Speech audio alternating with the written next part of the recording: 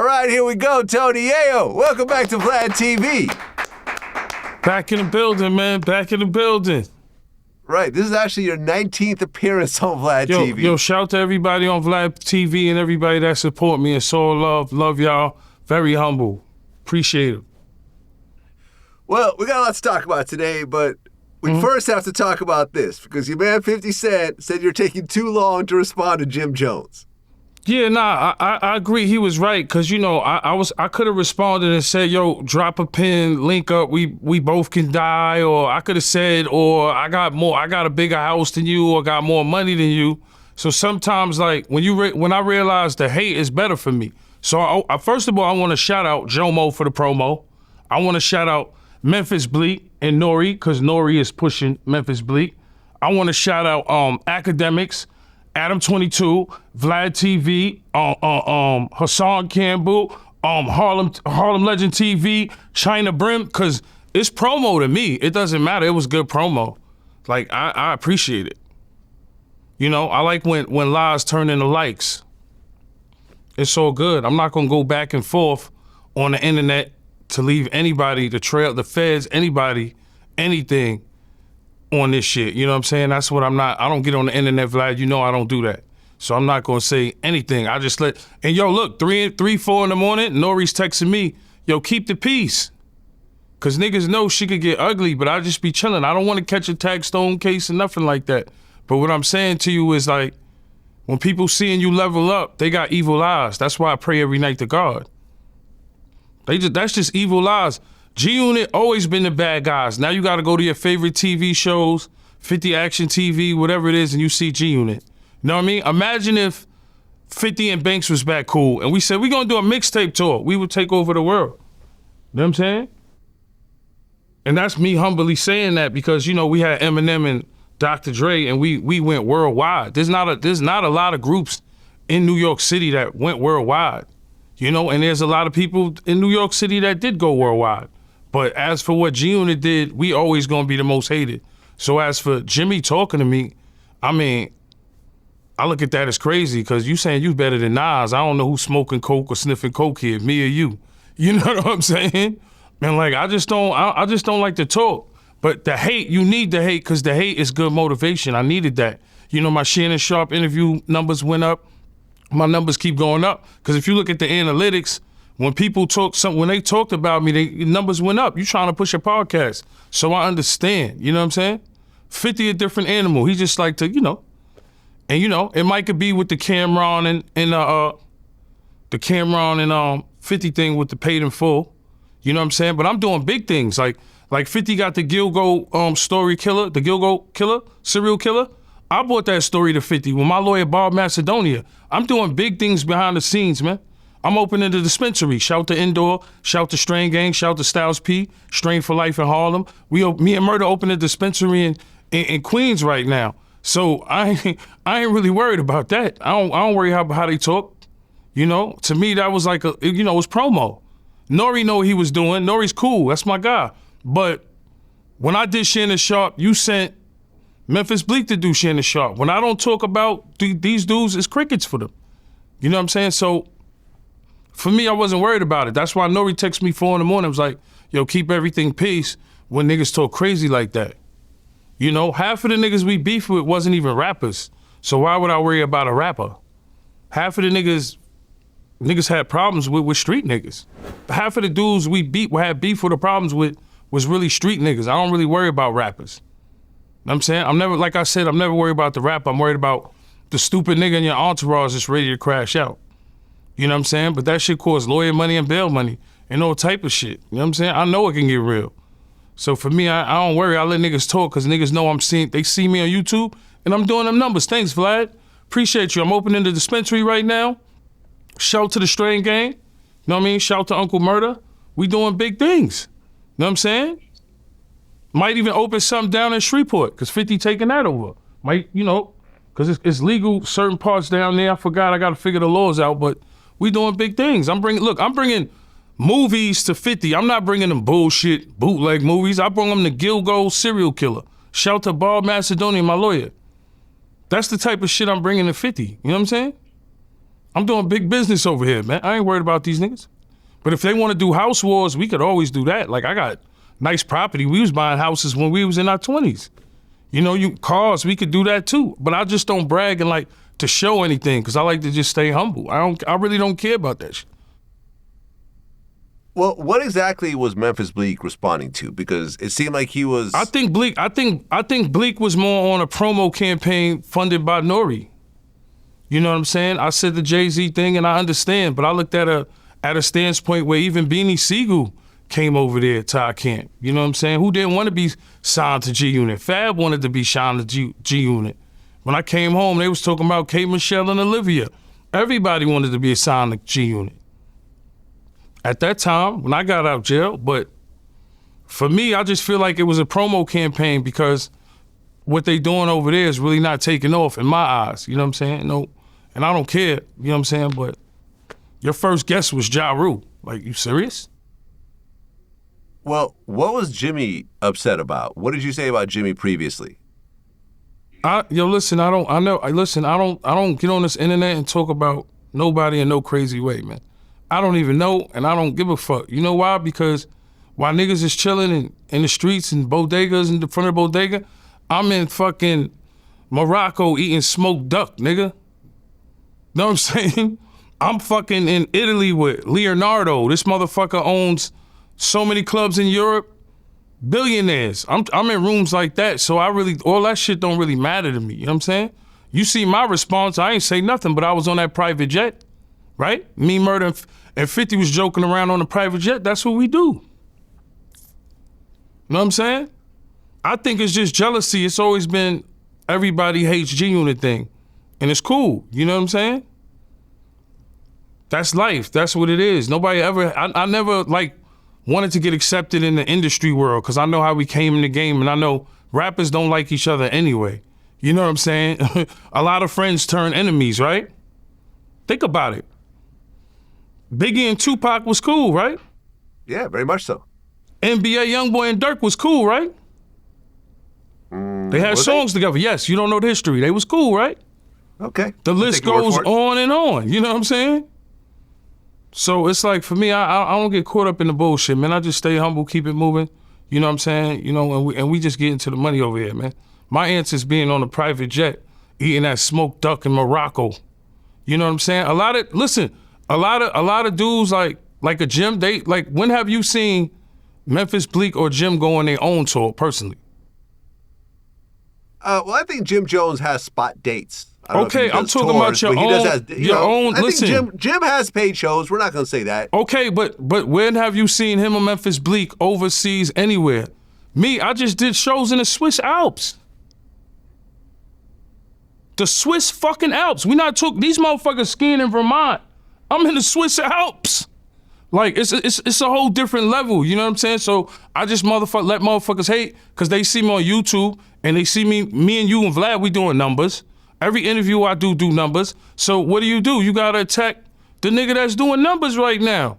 Look, I did this shit with no publicist, no management. Me and VladTV sat down, we kicked it, and the people love what I said. Shit went viral, niggas turned to a meme. I love all that love. I get all that love. I appreciate it. You know what I'm saying? So for me, I just stay humble. And I always win.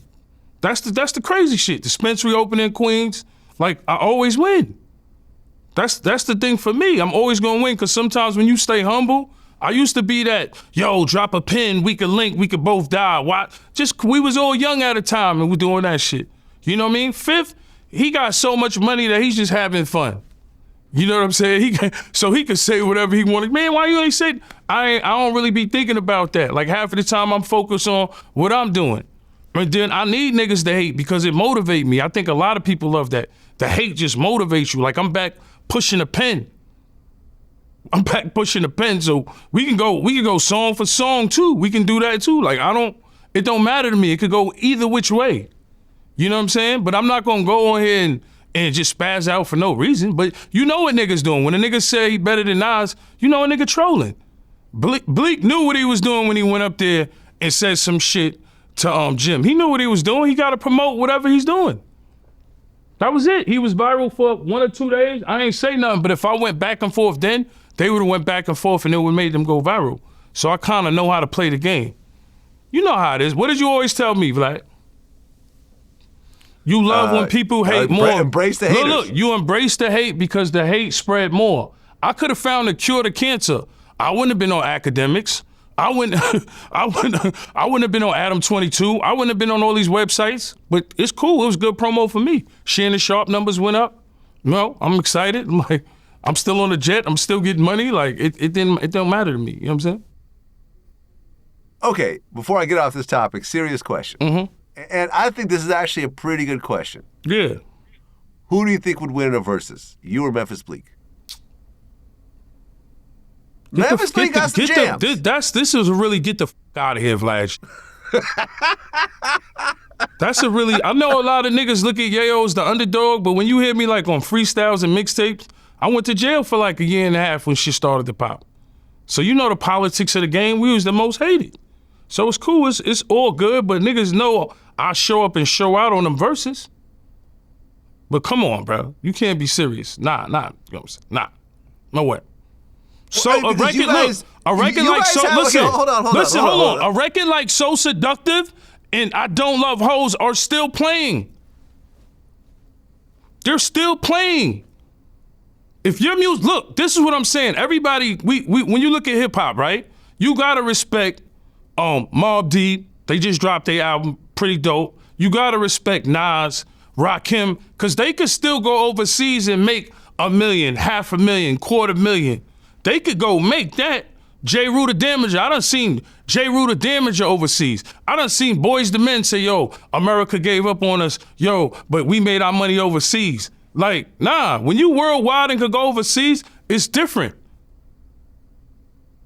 know what I'm saying? It's levels. Like, I'm just keeping it real. So for me, like, I'm going on my own tours, Germany, Switzerland, Swiss Alps. I'm going to Canada. I'm filling up Toronto, Saskatoon, Thunder Bay. Name anywhere in Canada, every club was filled out. Selling merch on my own because of the G-Unit brand. I done heard motherfuckers overseas say G-Unit brand is like Louis Vuitton of rap groups in overseas. Like, come on. I done been in Nelson Mandela's cell, nigga. Like, what do I have to prove to niggas? Well, the reason I haven't said it, The reason I haven't said it is because the two of you have similar positions in the overall groups. Like with the big artists being 50 and Jay-Z, and kind of like the right-hand man being Tony Yayo, Memphis Bleek. No, this was going on. There's three big dogs in New York City that put niggas in position. Pause. 50, Diddy, Jay. Jay is in the Hampton riding bikes. He don't give a fuck about them niggas. He got OG Wong, Tata. I'm not hating on Jay. I never hate on Jay. I never disrespect him. Diddy's in jail right now. I don't want to rub him. I don't keep going on him. And 50 is putting niggas like Bubba, A Boogeyman, in fucking superstar movies.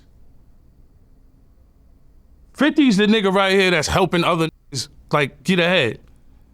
You know what I'm saying? And that's what it is right now. So it's a little jealousy there. It, to me, is coming from Paid in Full, because Paid in Full gonna be a movie.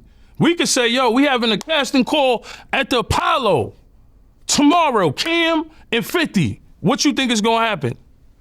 Yeah, it's gonna be How crazy. many people you think is gonna show up? 1,000 people. Either way, motherfuckers are gonna support when you winning. 50's winning. That's it. He know how to hustle. So to me, all of y'all all be bump on your face, all that bullshit, that is to troll to get your little studio situation in the Bronx going. You know what I'm saying? We know you hit some crypto money with Kanye or whatever it is, right? To do that, and it's cool. I don't give a fuck. I don't. My response is being on a jet, going to another country. Like I said, we eating caviar pancakes.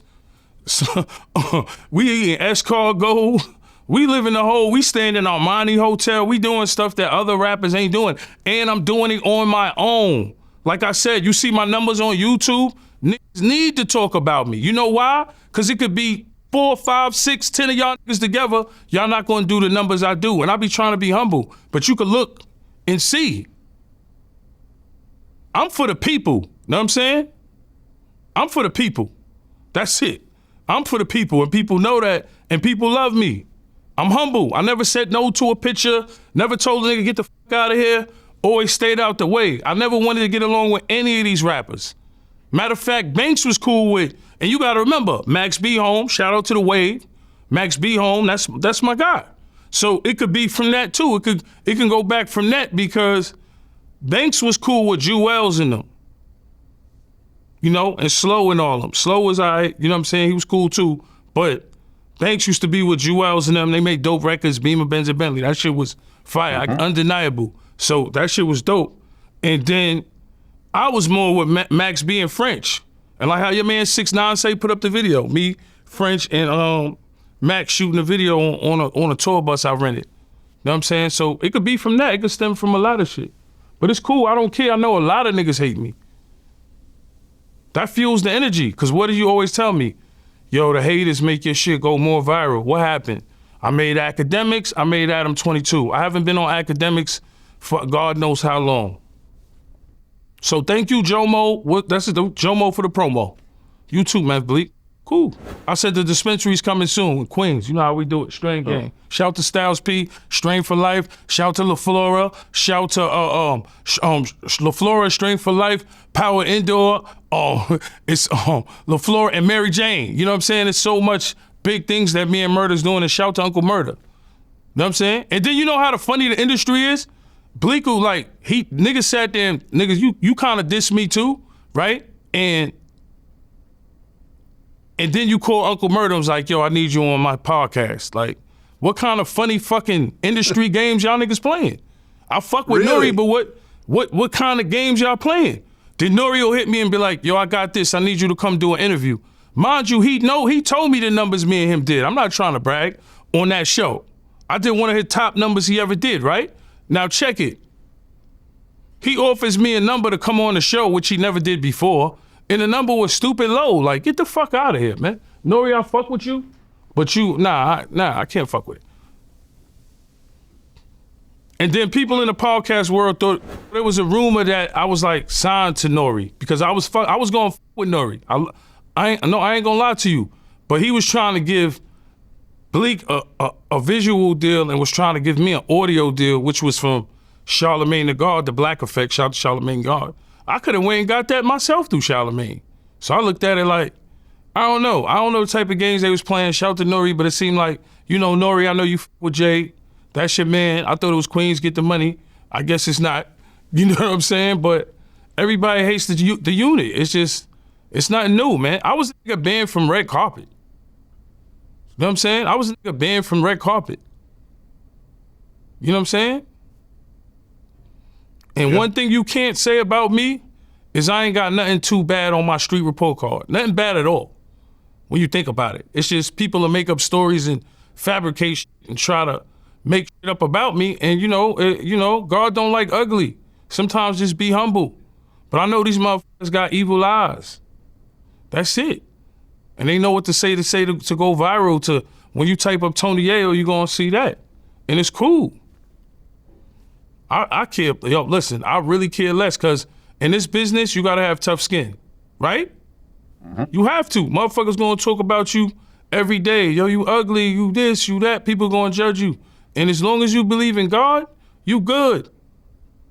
I wake up and pray every day. And you know, I pray to God, they praying to the devil, some of them, but I pray to God, bro. And I'm just keeping it real, and my blessings always come. Every day a new blessing come for me. So I don't give a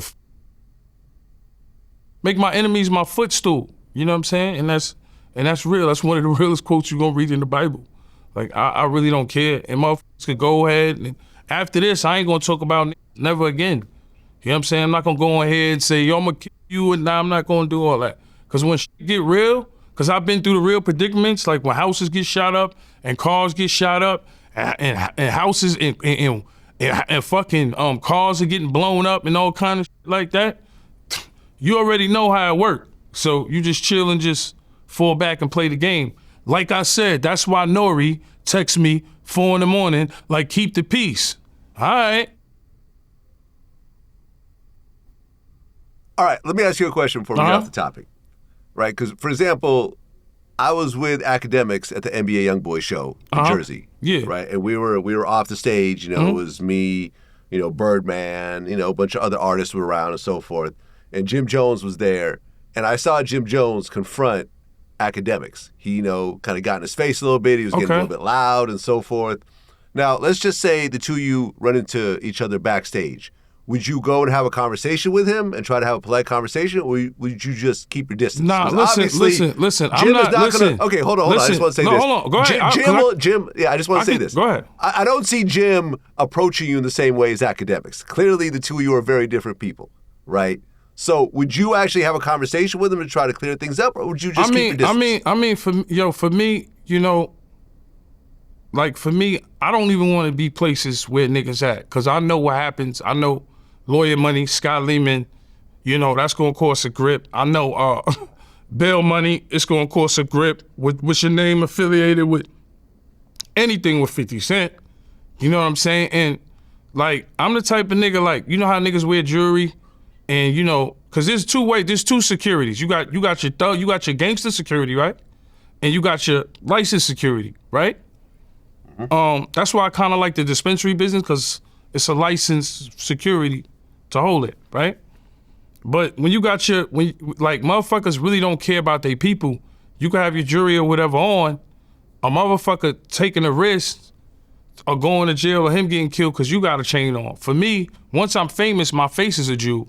So I ain't tripping on no jewelry. It ain't a good investment to get killed for. Go buy a house or something else, or invest in some Bitcoin or something else. Cause it's cool as rappers, we gotta have it. I still love it, don't get me wrong, but your niggas taking the risk. Are you gonna have the bail money and the lawyer money for your nigga or not?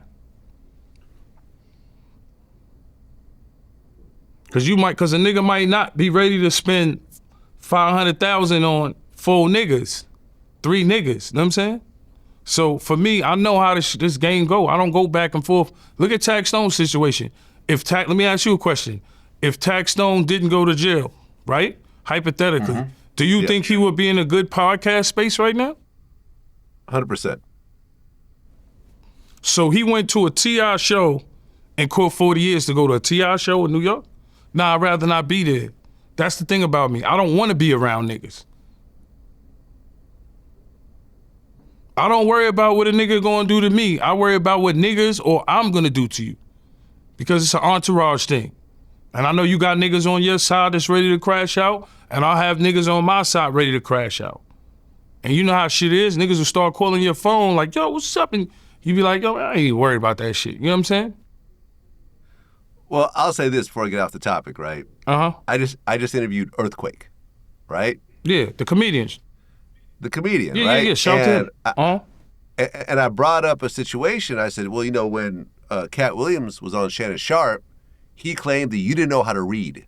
He's like, the reason why Earthquake doesn't have TV shows is because he's illiterate. He doesn't know how to read. Okay. And I'm like, listen, you know how to read, man. Like, right. He's like, yeah. He's like, I don't know where that came from. And I'm like, have you ever run into him? He goes, yeah, we actually had a show together. And we ran into each other. But he said right before that show, I had met up with 50 Cent. And 50 told me, he said, if you're not ready to kill a motherfucker, don't confront a motherfucker. 50 Cent gave me some of the best advice in my life. I mean, when it comes to this. If you ain't willing to kill a nigga, then avoid confrontation at all means. Whoa. Yeah, just leave it alone. Yeah. So what he did was he saw him, he shook his hand, and he kept it moving. He didn't confront him about the illiterate thing, whatever. He just said, I'm not prepared to kill someone right now, so there's no issue. Yes, because, yo, listen, at the end of the night, I've been around some real niggas, man, and I always learned the whole goal is to make it home. That's it. Like, I never tried to play tough guy. I came home to a situation where it was us against the world, G-Unit versus against the world, and it still feel like that. And it's all good. I never wanted to hang with rappers. I was never really our thing. We never got along with anybody. Nobody. Like, absolutely nobody. Like, I don't remember really hanging with a rapper. Like, Max B and French was a couple of other niggas, but... Hold on. You were cool with J. Cole. Oh yeah, J. Cole, yeah, definitely. Right, you were cool with Danny Brown. Danny Brown. Nah, I can't say I wasn't cool with a lot of rappers. Yeah, like no, for me, you were a cool rapper. You were cool with Mobb Deep. I saw you hanging out with Prodigy. yeah, but that was one time. that was later on. But in the beginning of the game, nobody never even really fucked with us like that. You know what I'm saying? And it's cool. A nigga always got something to say about Yayo, but I don't take it in a negative light because I know the lies turn into likes and it spread faster. And it's fucking cool. I don't care. Like I said, thank you Akademiks, thank you Adam 22 and everybody else. Well, you touched on this already. Max B is out. Yeah, Max B out. It's my boy. Have you guys talked? Nah, I ain't speak to him yet. I know he busy, you know what I'm saying? I know he had a couple of dinners. Who Kid hit me up and was asking me if I want to go to the dinner, but I was like, nah, let him, do his thing. He needs some time. And then I know, shout out to Georgie and Barry, Harbor. He just killed Harbor. That shit was crazy. Max B like I said, man, he's one of my favorite rappers, man. Really? Yeah. Huh, okay. I've never heard you say that before. You know what it is? Max B was he wasn't just rapping. I always liked melodic and raps. I liked when, 50 got melodic and shit. Max B, I like the melodies. I like when A Boogie get melodic. I just feel like even Pop Smoke, he get melodic on shit. So that's what made me kind of like Max B, Yeah, I mean, look, we were rocking with Max B before he got locked up. I did one of his last interviews before he went to prison. Wake up, Vlad, what's going on, baby? Everything good, man. I'm still grinding. We still here. But I just remember, during that time, you could tell how heavy things were hanging on him because he was just always drunk. He was just always blitzed. Remember that era, right before he went in? I mean, Max B was just a wild nigga from, my experience with him. He's just a charismatic, wild nigga, you know what I'm saying? When I was around him, you know what I'm saying? He got an aura to himself, you know what I mean? But funny ass nigga, man. Do you think that musically Max B can make an impact again? I think he can. And the thing about Max B is he got a lot of classic records, like mixtape shit, where he can go on a tour. I think he has the power to go overseas. People know Max B, you know what I'm saying? I think he can do it. I think he can do a state tour.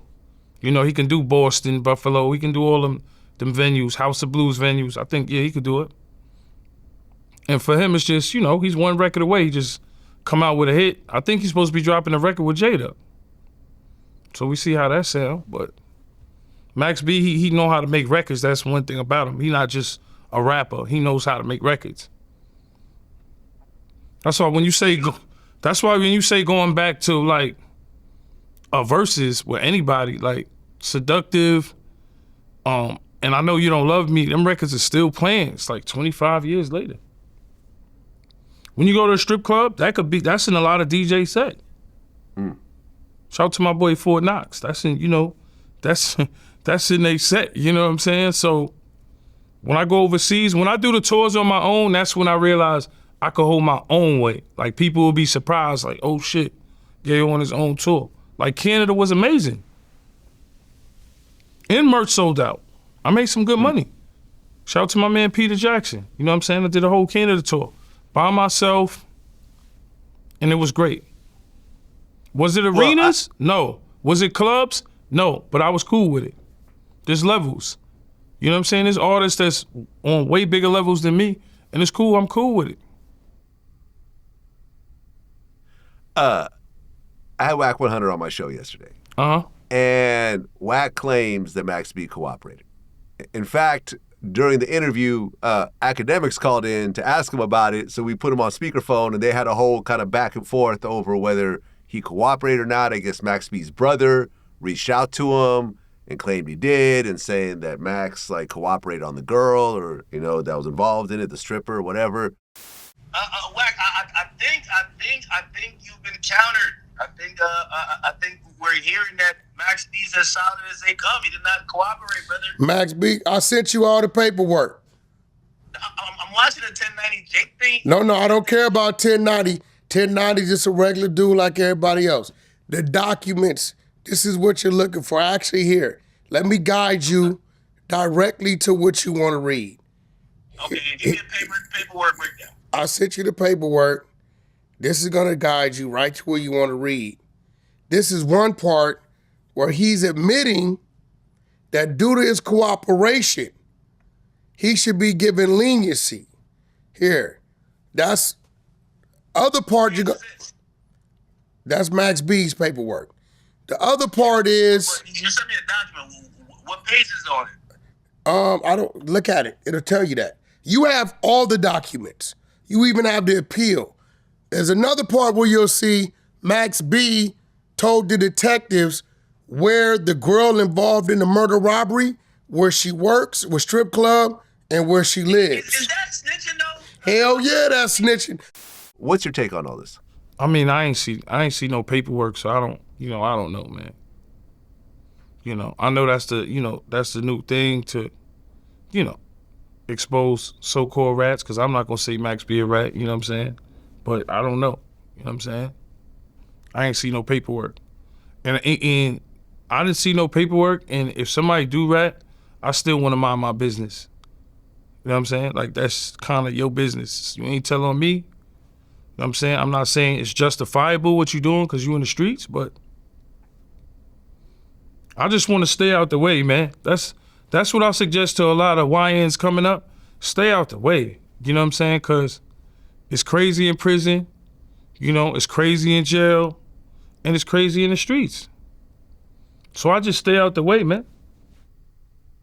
Well, look, take a look at this situation just on a human level. Yeah. You're looking at 75 years.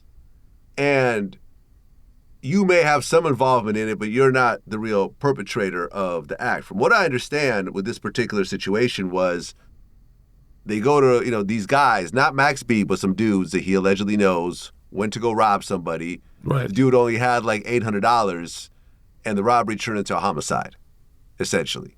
And now Max B is facing 75 years over the situation. Yeah, I was He's around. 30-something years old at the time. You're never getting out with a sentence like that. How many people are going to be like, I'm not going to tell, I'm going to totally ride this one out, even though I'm not even really the one who did it? I mean, it depends on the person. Some people ain't going to say nothing, and some people might tell in that predicament. It just depends on the person. We can't say everybody's going to do that. It depends on the person. You know what I'm saying? Once you're in a certain kind of lifestyle, you know what comes with it, right? Yeah, I would say 99% of people are going to cooperate. 99%. I wouldn't say that.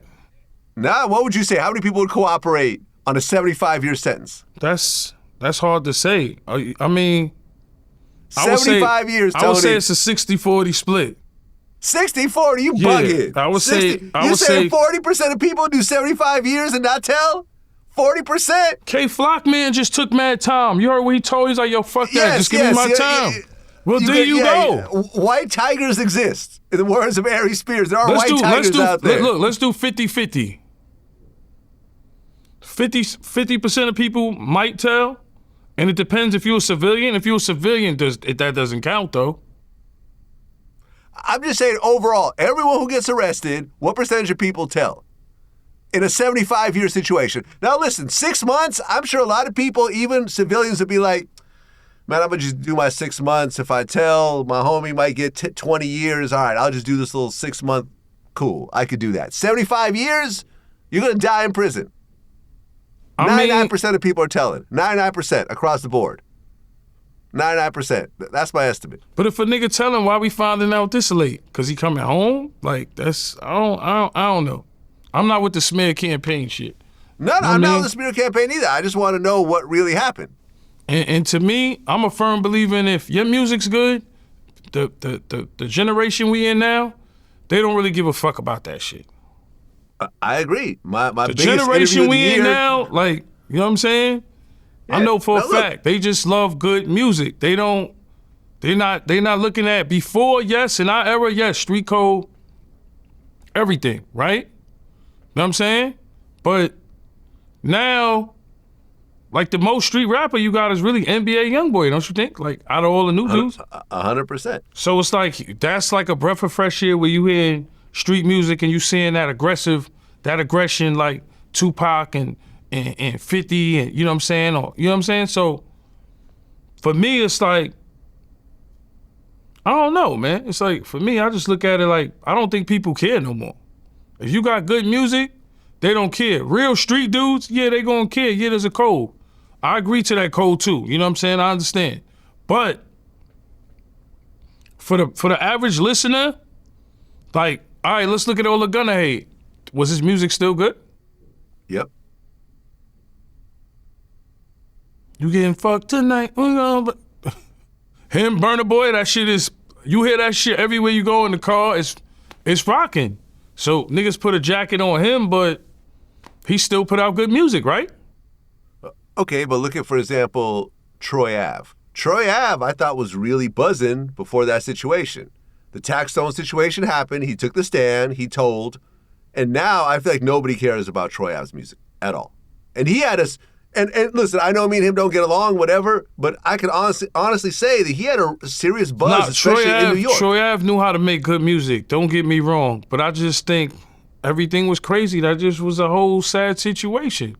That's what I'm telling you is when the internet turned real. That's when it's one of the first times you've seen it. But, you know, sometimes you be like, damn. Because I fuck with Taxstone and I was cool with Troy Ave. So,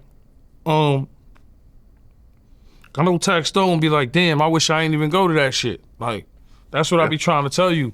I don't want to come to the events.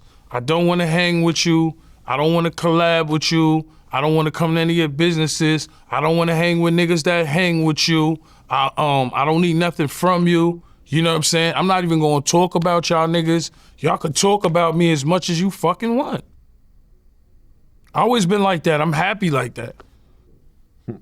I don't need to lean on the nigga, you know what I'm saying? I don't need that, bro.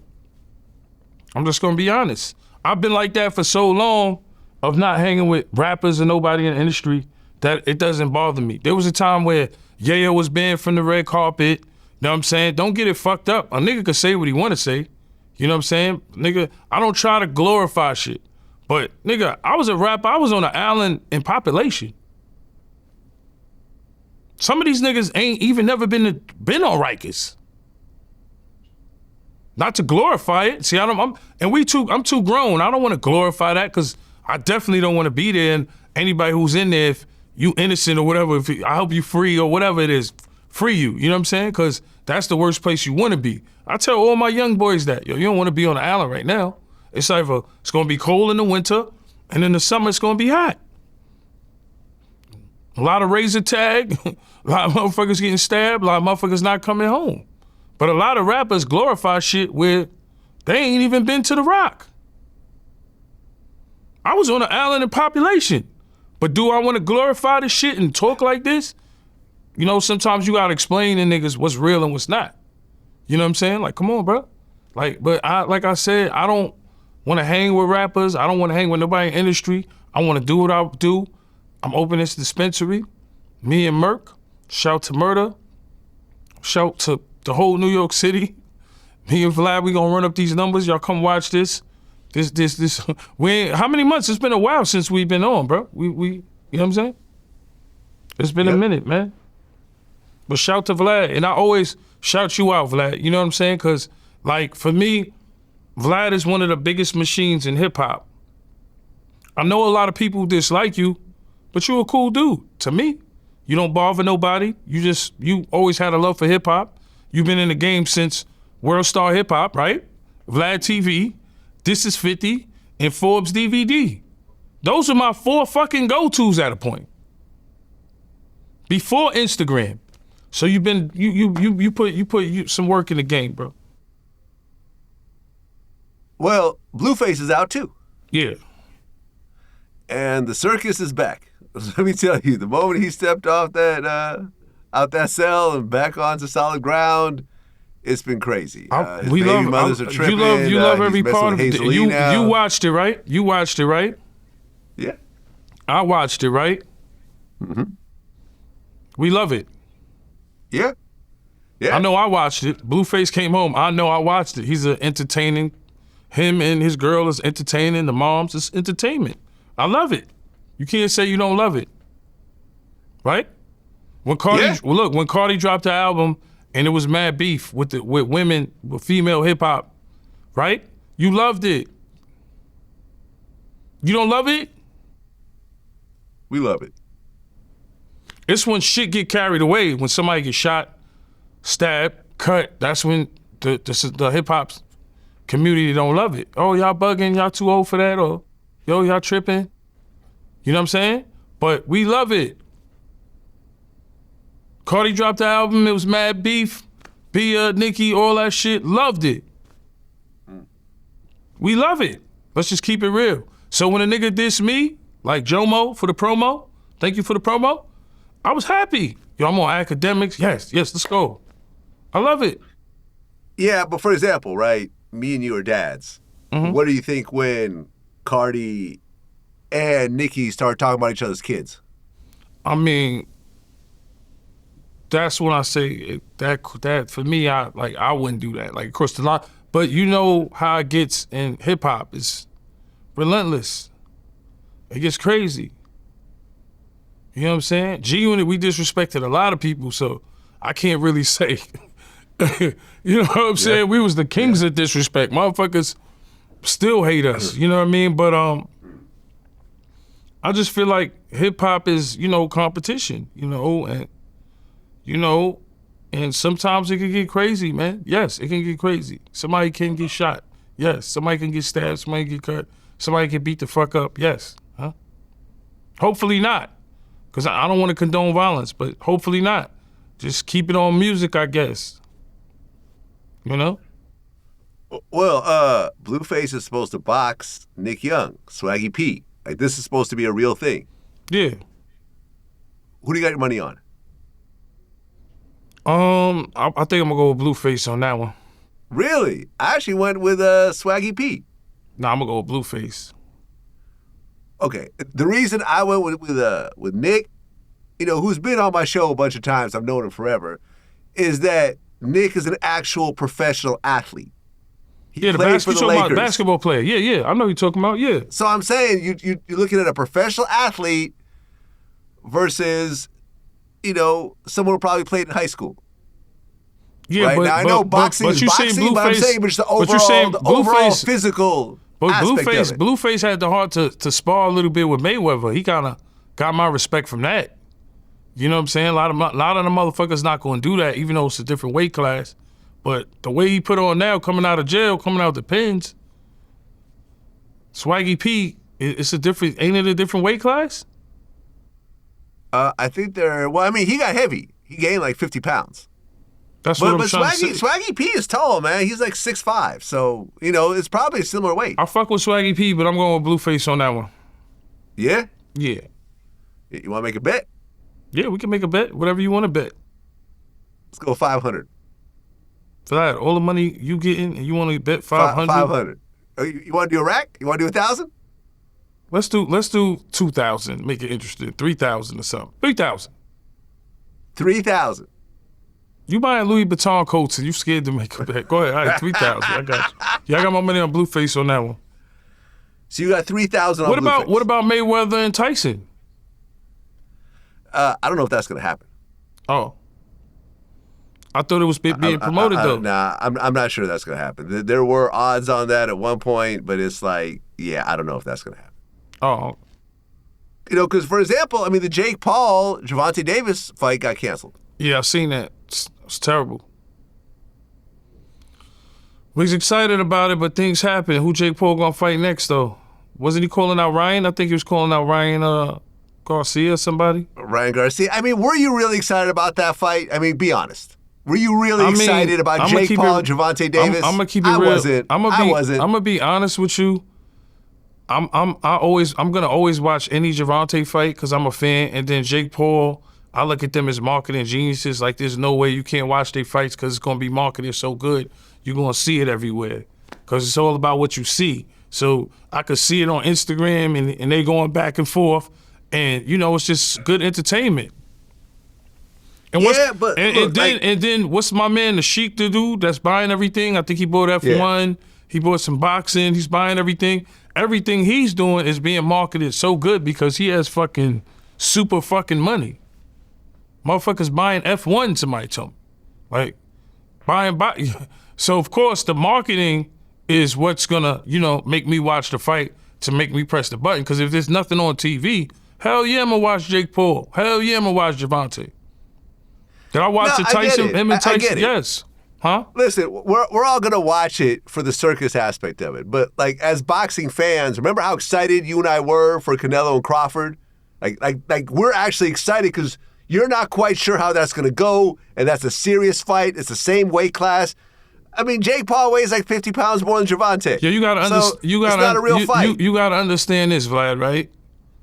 The thing is, when you look at how Gervonta and Mayweather might look at it, they look at it like this. I could fight somebody like Gervonta could fight somebody solid like a Shakur Stevenson, right? Mm-hmm. But he'll make more money fighting Jake Paul, a YouTuber. Right. The game has just changed. The days of the classic fights in the 80s and the 90s, all that shit is out the window because a motherfucker could fight. Look, that's not true. Listen, that's not true. The last best fight was what? Bud and Canelo. Right, and that was the biggest fight of the last decade. That was the only real fight I think we've had that really had that level of real boxing excitement. No, there was plenty. There was plenty of fights. It was either a regular fight. No, or you bugging. It was Bud. Look, before that it was Bud and Errol Spence, right? And then there was some good fights. Gervonta, Pitbull, Cruz. The Canelo fight was bigger. Huh? The Canelo fight was bigger than the other Crawford fight. No, I understand, but the Errol Spence fight, everybody's going to watch it, was a good fight. No, it was a great fight. There's great fights out there. Gervonta fought Ryan Garcia. He knocked him out. He fought Pitbull Cruz. There was great fights, legendary fights out there. But what I'm saying is if fucking Gervonta could walk away with a fucking $500 million to spar with Jake Paul, fuck, why not? Yeah. The game has changed. Blueface called out Jake Paul to fight. You think that's going to happen? Huh? Jake Paul was actually called out by Blueface. Oh, nah, Blueface, I would love to see that. That would be a good one. With all the tattoos on his face, the gangbanger versus the YouTuber, that should be dope. They need to set that up. I'm pressing that button to watch that. I'll pay $50 to watch that. Blueface, but that would be a good fight. He got his weight up too, so they probably like in the same weight class right now.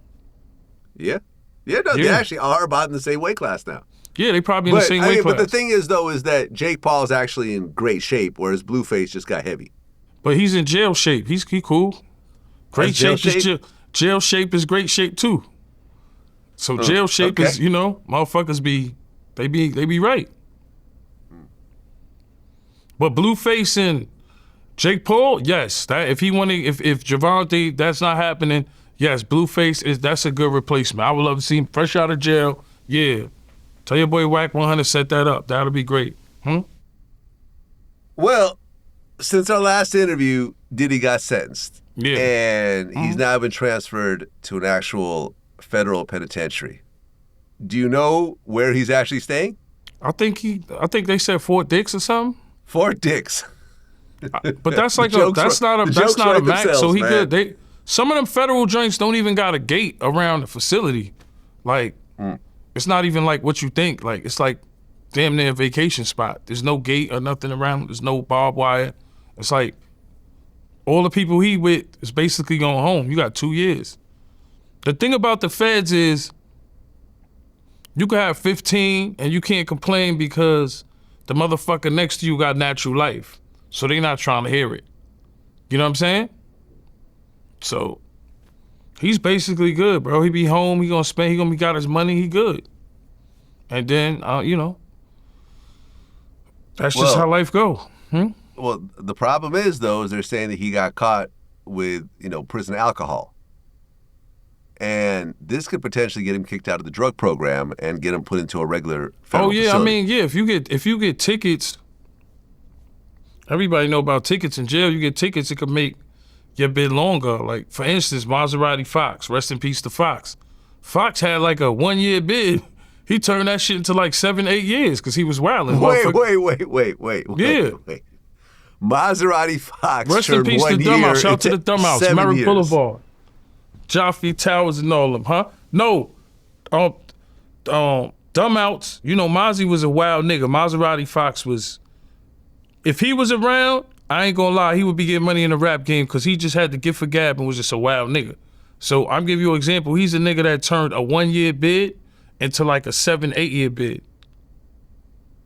Word.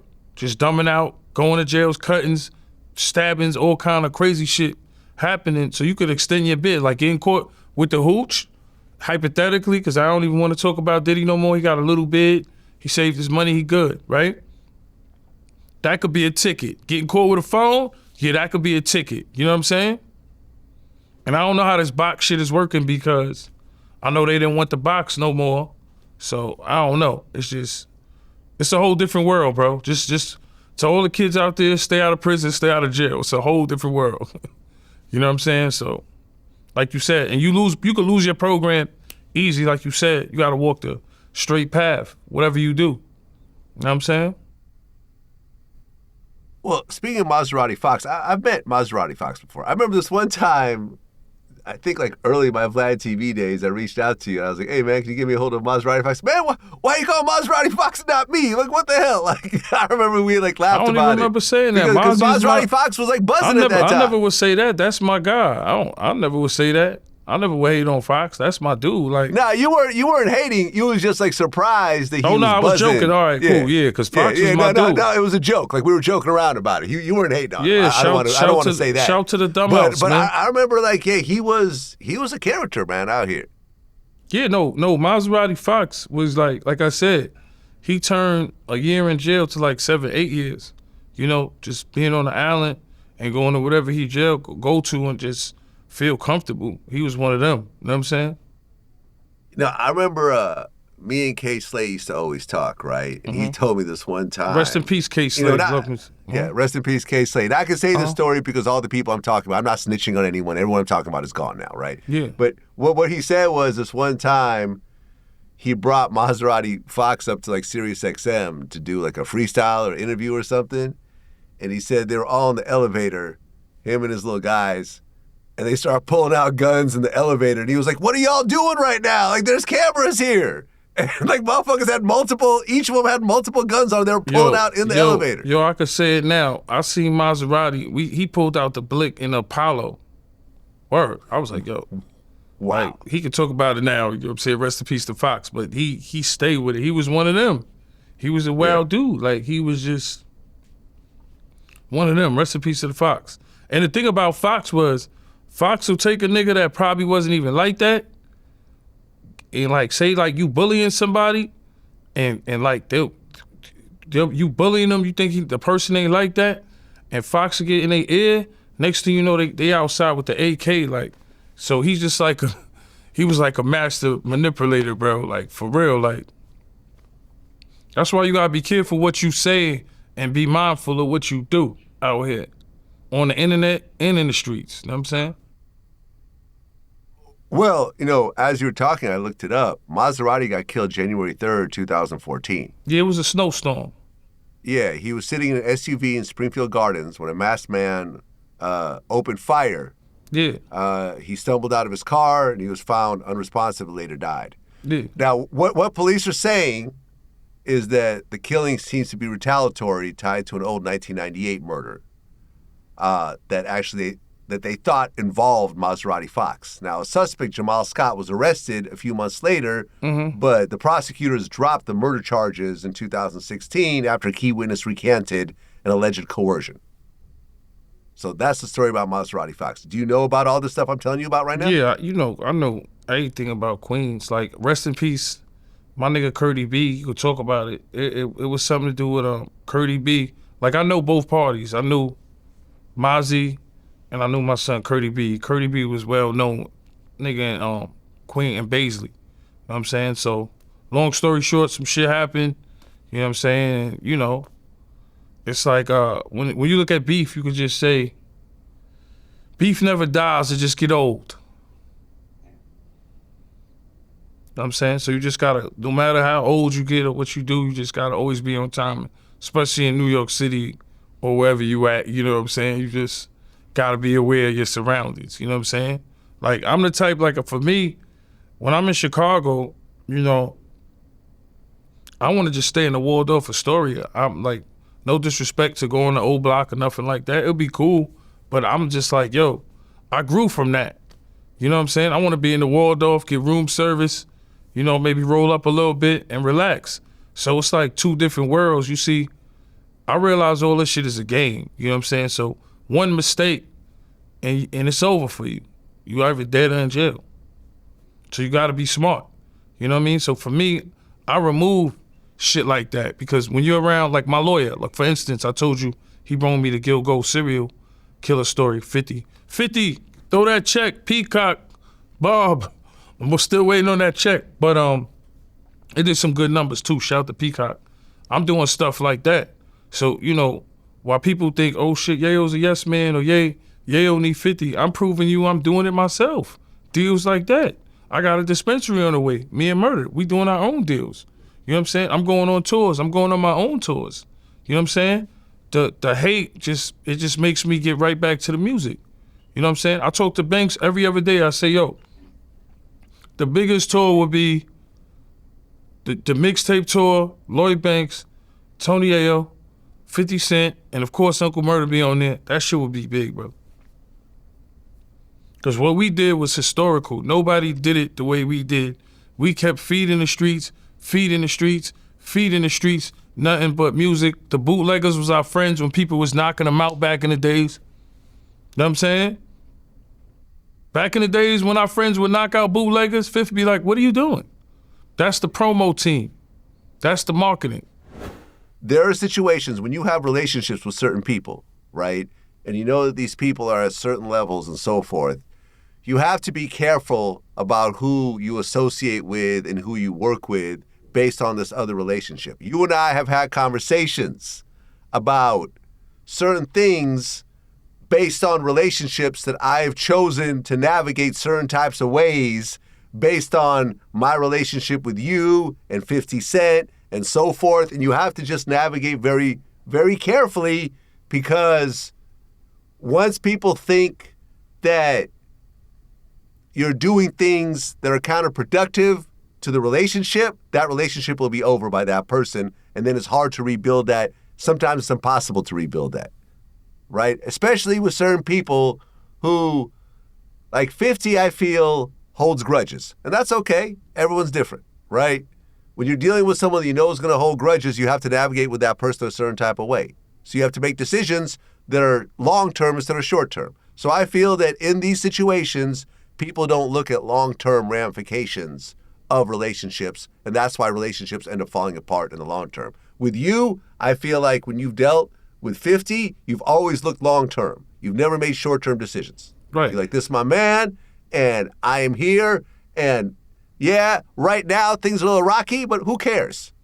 I am looking 10, 20 years in the future where all this doesn't matter, which is why you are where you are, and why other people, like for example, like a Young Buck, I feel like Young Buck made a bunch of short-term decisions, which ultimately messed up a long-term relationship with 50. Yeah, cause what for me is, you could make millions of dollars in this business, but it's to me it's $1 billion in experiences, and the reason why I say that is, like, the thing is with Banks and 50 is I remember, you know, doing our first shows. I remember doing Speed, and I think it was Mr. C there. I remember it was crazy, and the mixtapes was ringing off, and motherfuckers was getting stabbed, and James Cruz was scared that day. That shit was crazy. That's what James Cruz was like, somebody got stabbed in the neck. It was like crazy, and we had the vests on. It was like, for me, them moments, or going down Jamaica Avenue and fucking the bootleggers is playing your shit, and or you just walking through the hood and niggas is fucking with your shit, and you know, or fucking hearing your first time on Hot 97, because Hot 97 was like, that was the pinnacle of being on there. Or the first time being on Flex, or the first time doing Summer Jam. You know what I mean? Like, those moments right there, just like, those, man, that's worth more than money, man. So for me, I don't get in the politics side about it. I love Banks, you know, and I love 50, you know, and for me, it's just the moments, you know, us in the studio with Eminem. Like, for me, that, you know what I'm saying? Us in the studio with Dre. Like, I tell everybody, that's like a fucking experience. Us on the fucking recording on a tour bus with Timbaland and Justin Timberlake. You know what I'm saying? Like, Those are the moments, man. Being around fucking Nino Brown, my man fucking what's my man? Who's my man Nino Brown? My man Nino Wesley Snipes. My fault, I was bugging out. You smoke some of that guy. Yo, shout to Presidente too. You know what I'm saying? Shout to Presidente. They put some shit. I got some Presidente. I know you got to deal with them too.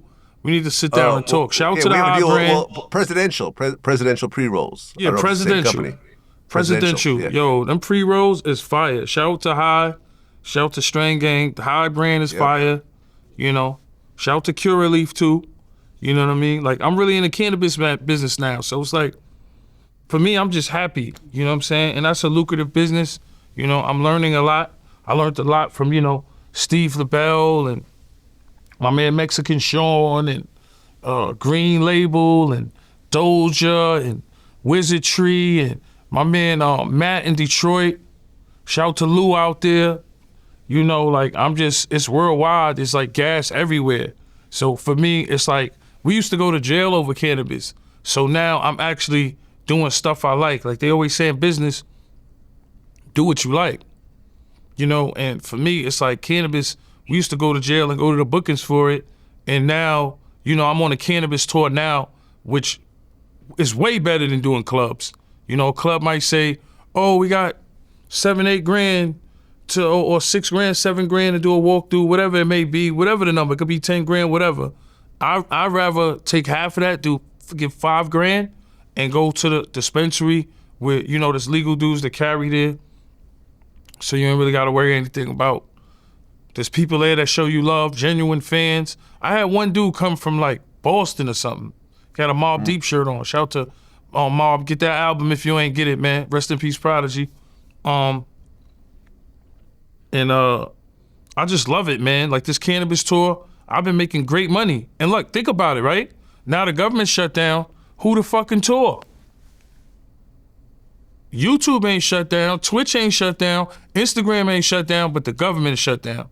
Me and Murder went on a flight, and there was one person, like 3 people for like 100 people in the airport. It was terrible. You know, we even missed our flight. They didn't even tell us about the flight change. Missed out on money. We had a show. Was tight.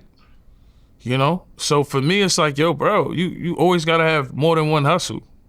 Cause look at that. Say if you want to, imagine how much tour money is being missed right now. Imagine how much money these airlines are missing right now. But Vlad, you still making money. Yeah. Yeah, I can't complain. And I'm making money too. My invoice gonna be in today, right? Yeah, I got you. Yeah. Make sure that wire hits today. I get paid more than a lot of you guys online, bro. Well, Fat Joe, he did an interview on Sneaker Shopping, and he said that the beef with 50 Cent cost him millions of dollars because I guess that Jordan was supposed to do a deal with him. Yeah. And Michael Jordan actually talked to him on the phone and said, yo, Big Joe, you know, I'm not with the controversy. Maybe we'll look at this in the future. And he never got a Jordan deal. No, I believe that because, you know, and this is what I'm saying, this goes back to motherfuckers talking shit. You know, people don't want violence at their venue. You know, when you go to, I remember we had a deal, shout out to my man Scotty. He got us a deal for a label called Run It Up at Def Jam. At that time, Paul Rosenberg was there. And you know, the first thing I heard them ask an artist was like, well, do you do drugs? So this is like label protocol. When we went to the label before, you know what I'm saying?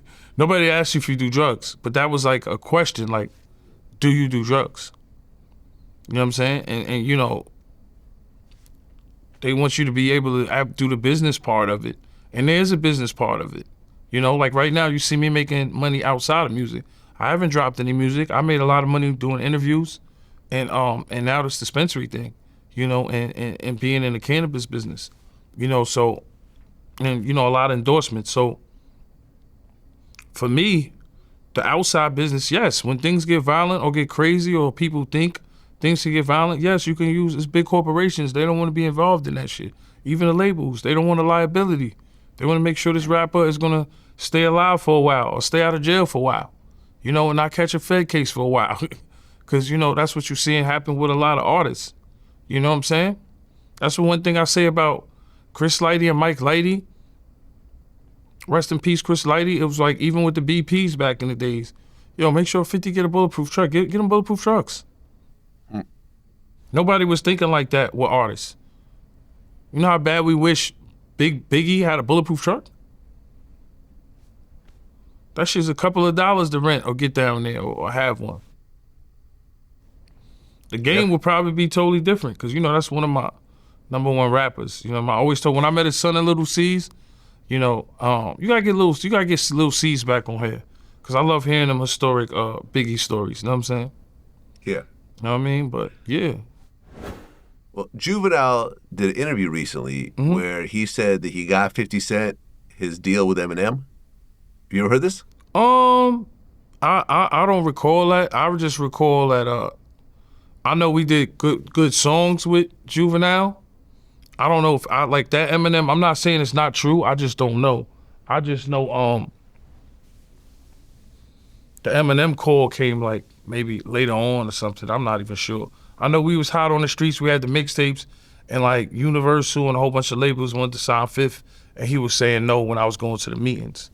You know what I'm saying? So, and then the Eminem call, I don't even know how I remember. I just remember it just happened, and then just being around Em, it was like, damn, this shit crazy. I got 50 Cent his record deal with Eminem. Really? Yes. Yeah, would not believe that. That's not in the history books. Ask 50. He'll tell you like, damn, yeah, Juve was the one down there. I let 50. 50 couldn't really go to studios in the time. And I was like one of the first cats with a studio bus. So I let him record on my bus. Him, Yayo, and Banks. All of them come on a bus and record. It was during the time when Eminem was doing the D12 thing. They was actually down here in New York doing a video for D12. And they invited me over. So I bought Sha Money over there because 50 had maybe 2 weeks. All right, stop it. Stop. You can stop it now? I'm lost with that because we was going to studios. We was going to shout to Red Spider. We was going to Red Spider Studio, Mad Studios, but you know how we was everywhere we went. So we was going to studios. As for that, he let us on his tour bus and do records, but I'm not familiar with that, what he talking about. We being on his tour bus, yeah, we did records with Skip, the whole UTP. Buck was on there. I think that's when we met Buck. And we recorded a whole bunch of records on the studio bus. As for us, where we couldn't go to studios, we went to hella studios. You know what I'm saying? That's what we did. You know what I mean? We used to go to Red Spider shit.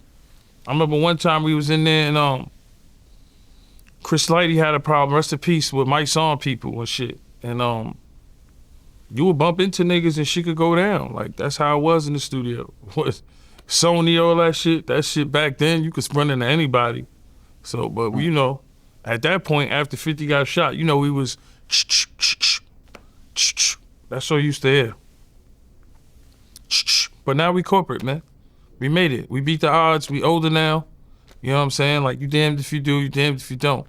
I get on here, start beefing with the old niggas. Niggas are gonna be like, why are these old niggas beefing, man?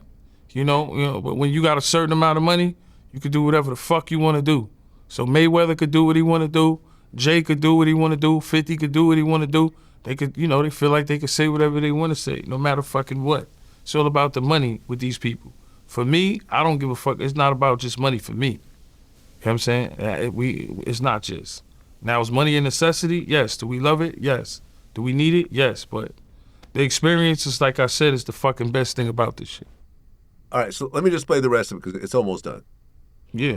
Nobody in New York wanted to. 50, work with him. Yeah, nobody wanted to be bothered with 50. 50 couldn't go here, couldn't go there. And I was cool with him. And I'm like, nah, he my dude. So when I went over there with Sha Money, can you stop it again, though? my first thing was... See, when he say he couldn't go here and go there, you got to understand there was a point where we was on hip hop police #1 list. So when you say here can't go there was times where they'd be like, no G-Unit in the club. Hip hop police was stopping a lot of money from motherfuckers. Niggas know Curly Top and fucking Superman. We knew like they wasn't on none of these other rappers' heels because these other rappers wasn't going through nothing. They wasn't going through nothing. They all was cool with each other. They wasn't going through nothing. So when he say we can't go here and can't go there, that's you saying that. You don't even, you Jovi, I fuck with you, but you from over there, down there. Where you from?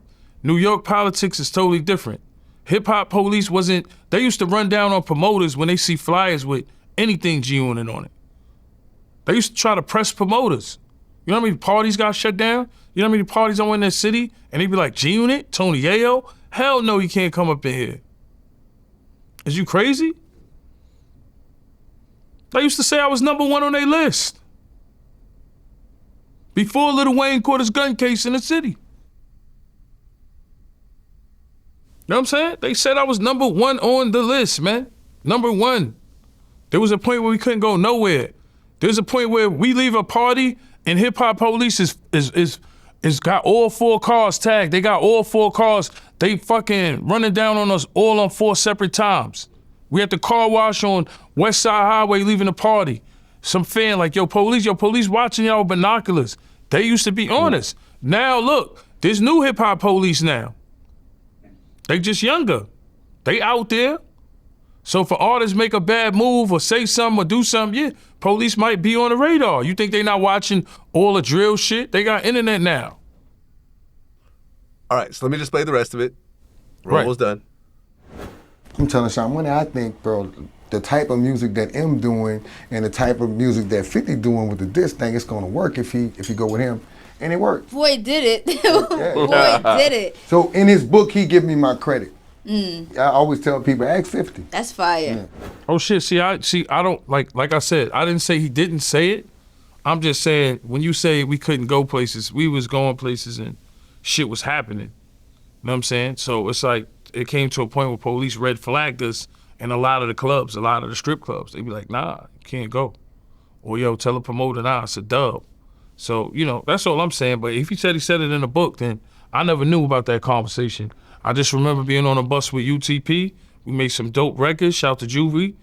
Showed us love. That was the time I pulled the workout on them niggas. Like, niggas saying something. Juvie, no. Niggas had drugs and Max on them. Like, it wasn't like, he know.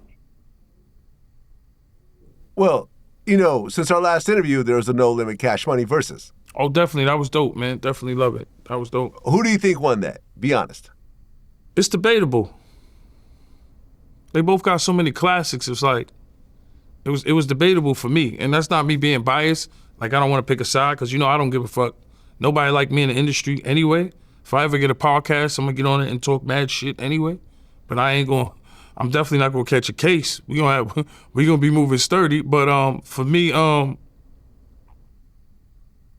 think it was debatable. You know, they had so many fucking hits on this side and Master P had hits on his side. It was like, it was a very debatable battle. You know, and then a lot of people say, well, Lil Wayne wasn't there. Right. That's what I was going to say. You know, because you got to think about it. And that's why I'm going to give it to No Limit, because Wayne wasn't there.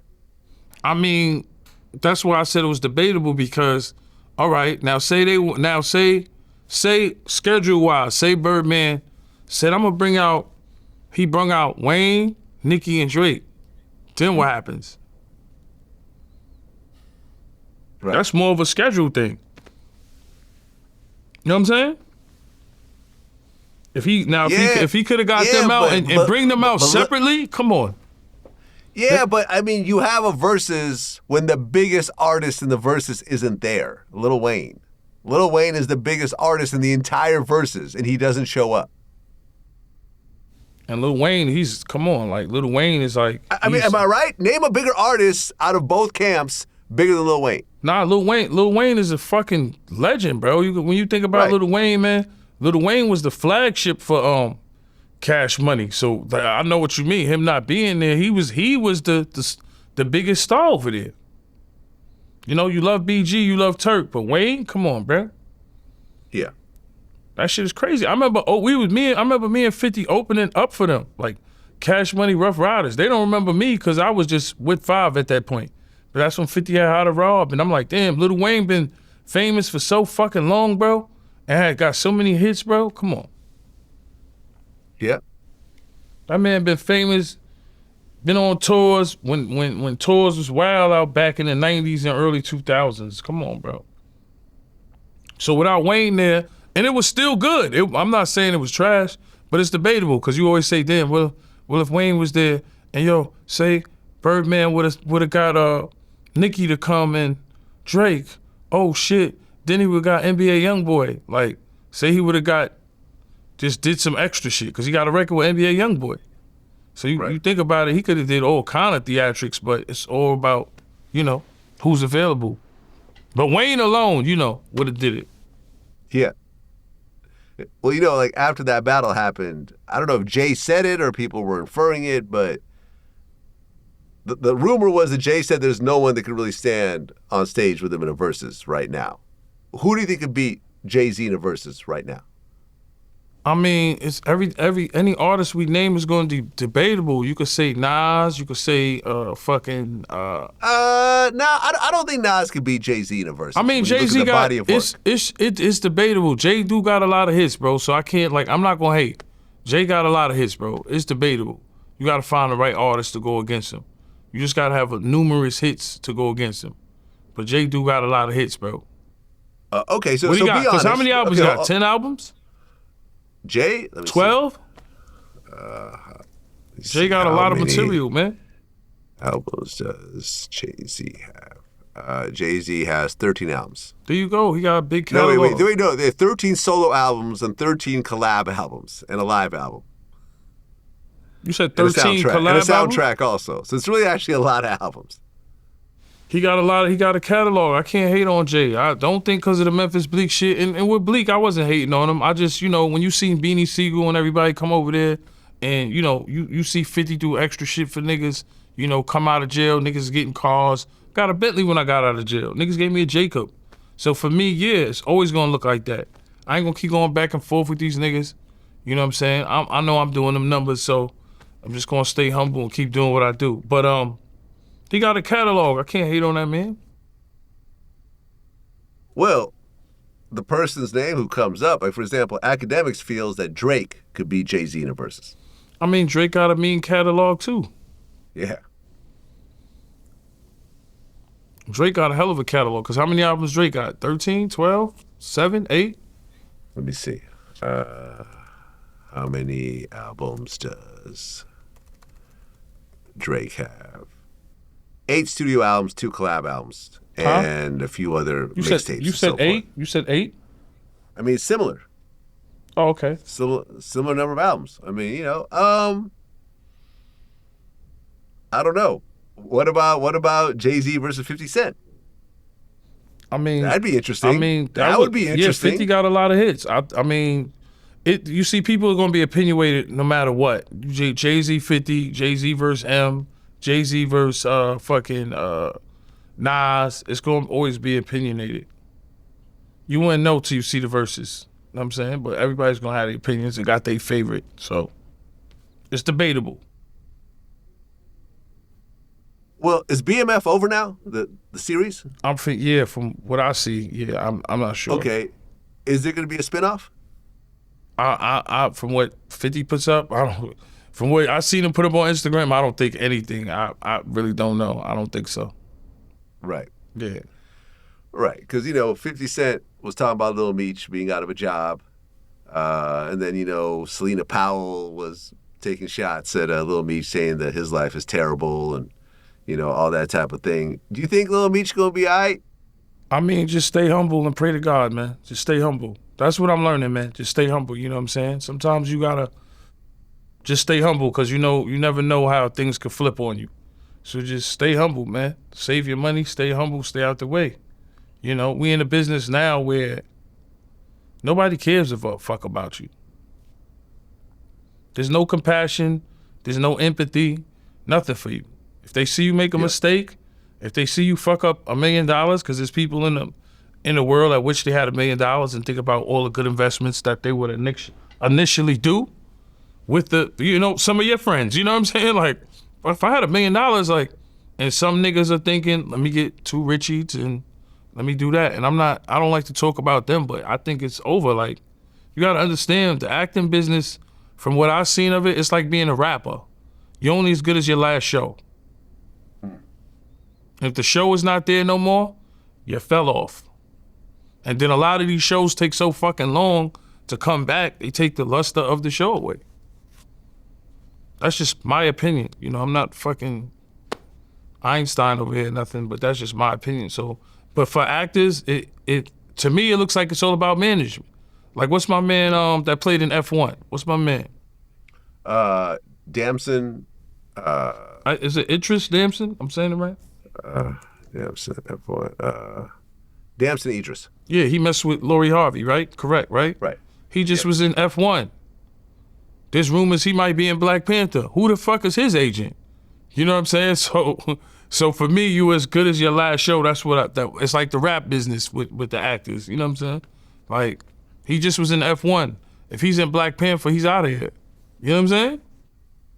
I mean, he's already out of here. F1 was a huge movie. Yeah, Brad Pitt. Yeah, that shit was crazy. In fact, hold on. They said that F1 was the biggest sports movie of all time. I believe it was. It was fucking good. You know, because F1 is sports, right? Yeah. It's the biggest sports movie of all time. Yes. Yeah, F1. So with Brad Pitt, I loved it. But that was a big movie for him. You know what I'm saying? Yeah, no, I was right. So it was the highest grossing sports movie ever. $630 million worldwide. That's what I'm trying to tell you. See what I'm saying? $630 million. Because, you know, yeah, I mean, the Marvel movies do those huge numbers, but sports movies are a little bit, harder to really get those huge numbers. So the fact that it made over $600 million. Now look at this. His last biggest thing we seen him on was Rest in Peace with Snowfall.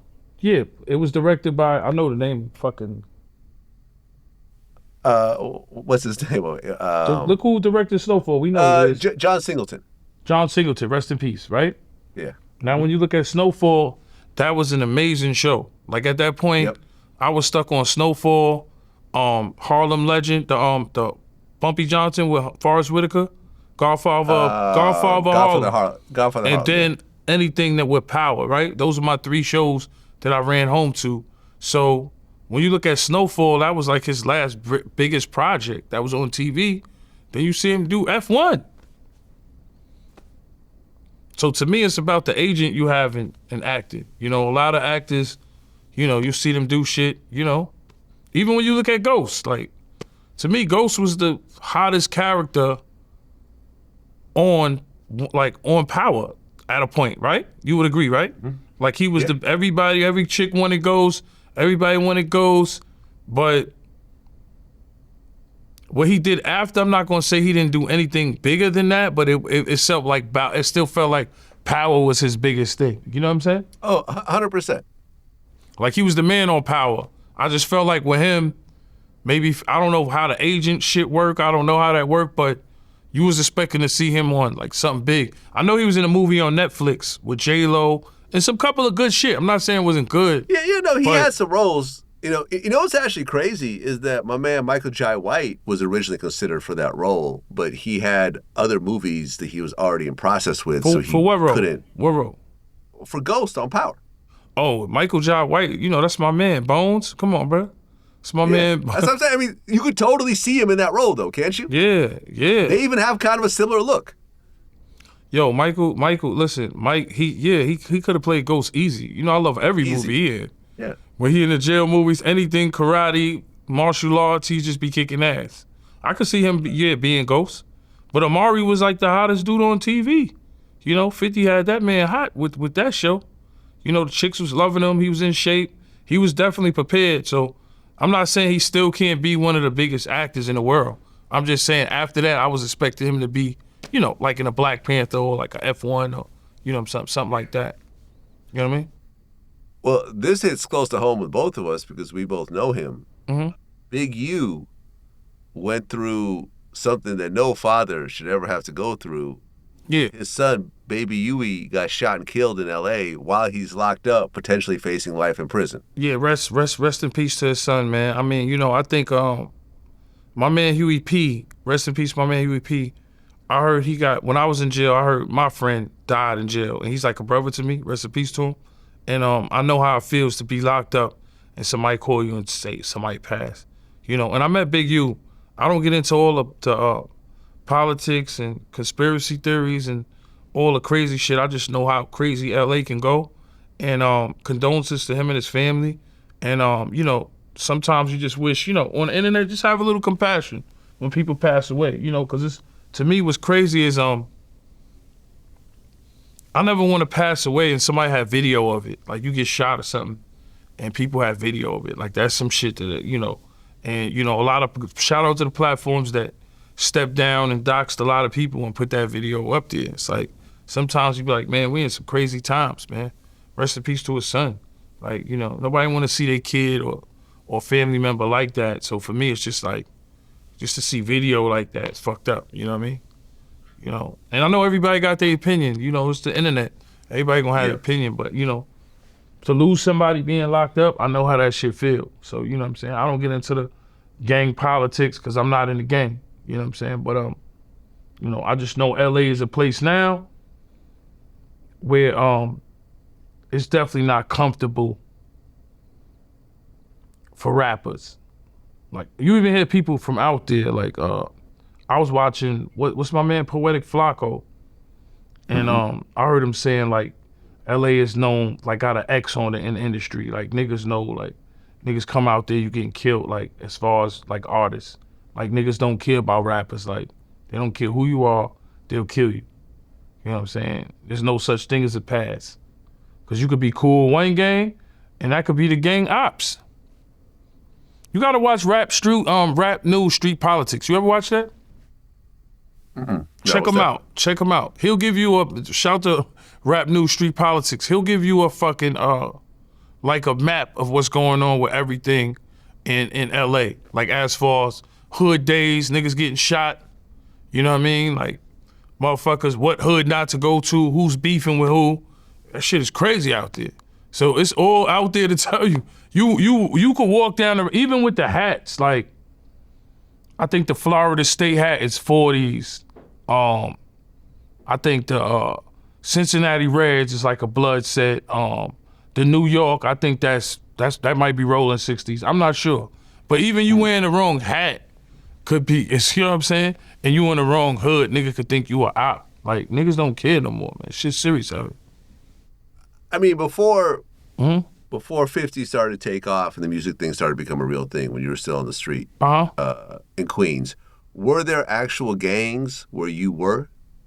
When we was younger, the blood started in New York kind of early. Like there wasn't too many Crips, like as much as there are now, and you know, other kind of gangs. So yeah, Jamaica Avenue, there was definitely, you start to see bloods there. It was circulating through the community. You would see bloods there. It's blood set's been around for a long time in New York City. And now, you know, now all the gangs is flustered around the world. Okay, so during your time, there were bloods in Jamaica. Did you ever consider being part of that? I mean, later on, like towards high school, I think like towards high school, you started seeing bloods. Like there used to be, like Jamaica Avenue, me going to school was a war zone. So, you know, I see dudes get cut for their bus pass. You know, it was a lot of cutting and funny shit. You had Toy Soldiers, you had Shadow Inc., you had Lost Boys, you had Hammerheads. These niggas walk around with hammers on Jamaica Avenue. You know what I'm saying? You had dudes from Far Rockaway. Because remember, the bus terminal was there. Everybody from Queens used to come to the Coliseum block. So you usually see riots on the Ave. A little bit after that, you started, and then you had what is it? Zulu Nation. You had them. You had the fucking Guyanese gangs. It was just so many different gangs. It was really no Bloods and no Crips to my knowledge at that time. Then fast forward like a year or two later, you started seeing like Bloods on Jamaica Avenue. You know, it started to start. There's Bloods here, Bloods there in Queens. And that was years ago. I mean, we was kids, yeah. Okay, so you yourself, did you ever consider joining a gang or anything of that sort? Nah? It wasn't my thing. I mean, you know, when I was on the island, you know, I was loving the brotherhood. Like, I see how the Bloods powwow, but then when I see another blood pop on another blood, like, I just didn't understand it. And then, you know, when we was rapping, you know, Fifth would be like, yo, we never choose a side because, you know, us rapping, when you go to a market, I remember going to, shout out to Spider Loke. Spider Loke's my dude. See what he doing. Spider Loke was on the computer early with the YouTube shit. I be watching his shit too. So y'all go support Spider Loke. I remember Spider Loke, he could tell you we was on a tour. I think we was in like Cincinnati or something. No, not Cincinnati. We was somewhere in the Bay, man, San Diego or something, man. And the whole crowd was blood, bro. And Spider Loc was Crit, man. That shit got crazy in there, bro. We had to get out of there, bro. It was like crazy, bro. Whole crowd had red on. I was like, that oh, sounds like San shit. Diego. So it's like, for me, when you choose a side and you be in a gang, you just never know when you're gonna go to the wrong neighborhood or the wrong show, or, you know what I'm saying? So, do you think that's why 50 started his album out? What up, Blood? What up, Cuz? What up, gangster? Yeah, because I mean that's what was going on at the time. You know, the gang culture was there. You know what I'm saying? But, you know, even when 50 did the record, we think it in water. He was kind of ahead of his time with the music. The gang culture was starting to pop. Now it's insane. You know what I'm saying? So you got to be careful where you go. You got to be careful what color you wear, what hat you wear, especially in L.A. You know about L.A., man. Yeah. You know how I'm it in get, LA. man. I live in L.A. That's why I said watch Rap's new street politics. Well, there are 75 potential snitches in Big U's case. Oh, man. So what they were saying, because me and Wack were talking about this yesterday, was that over the years, people would get pulled over, arrested, whatever, and they'd be like, oh, well, I'm going to tell you about Big U. Oh, yeah, Big U got this, this, and this going on. And they would basically, they collected this over the years to try to put this huge case together on him. 75 people since 2018 that have been given statements on Big U. Get pulled over, get caught with a gun. He's doing this, he's doing that. Cause I think by law, I think it's like 2 people that could start a conspiracy on you. Like if 2 people have accusations, like a person could say, yo, I bought a brick from this guy. And that could be like and then another guy say, well, I bought a gun from him. And that could actually start your conspiracy. I think the best thing for me was doing a little Fed time, like a couple of months. I would say it's baby time, and learning and reading the Fed guidelines, like seeing dudes with Nike boxes. Yo, where you going? Oh yeah, these are my wiretaps. You know what I'm saying? So, you know what I mean? It makes you aware, you know what I'm saying? Of you guys sometimes you got to go through it to learn about it. So I'm in MDC and I'm reading the Fed guidelines. Like I know things like these guys that sold police flour and police still charge them for 2 bricks of flour. Well, but that's actually legal, right? Because it's intent. The fact that it's real or not doesn't matter. Right. You know, because for example, a lot of times when you buy cocaine from undercovers, it'll be fake also, but you still get charged for buying real cocaine. You see what I'm saying? I mean, the thing is just stay out the way. I mean, that's the thing for me because, like you said, a lot of people's telling. We said like 60-40 split, right? Or what you say? You said that. I said 99, 1%. Damn, you said 99. Not everybody's telling. It's not everybody. I say 60-40 split or 70-30, but just stay out the way. You know, when you around people and they say, yo, get drugs away from me, get this from me, and when you're sitting in a room and you're with Leonardo, this guy owns clubs all through Italy. You know, these guys are worth billions of dollars. His brother does billions in real estate. These guys are 9-10 billion. Then you at a dinner table with Tim or with Mr. Tillman. You know, this guy owns the Astros and the Houston Rockets and 800 restaurants. You know what I'm saying? I got to name. I know the restaurants again, but 800 restaurants, right? And then you're with DJ Rumpa. This guy has no chain, and he makes $1 million a show. 50. He was crazy. I told Murder, don't wear his jewelry that night. We was in Italy, and it's crazy how billionaires wear Apple Watches. It's like it's just different to be in a room like that. That's what I try to tell you. I don't worry about what Jim and them saying. When you in rooms like that, you're like, what? And 50 was like, see, Yayo, these are the rooms you're supposed to be in. These are the people you're supposed to want to be like. Billionaires. And we're sitting there. You didn't know I had anything to do with the Gilgo serial killer story, which did good on Peacock. If y'all didn't see it, go see it. Me and my lawyer, Bob Macedonia, was behind. I brought that to 50. Like, I got a lot of big things going on. Like I said, Shout to Power by N.O.R.E, Mary Jane, Strain for Life, Styles P. That's his spot in Harlem. Powered by N.O.R.E's in the city. Me and Murder's gonna be in Queens. Mary Jane's here. La Flora's like over there, like in the stock district over there somewhere. Like we in the dispensary business. You know, it's big money.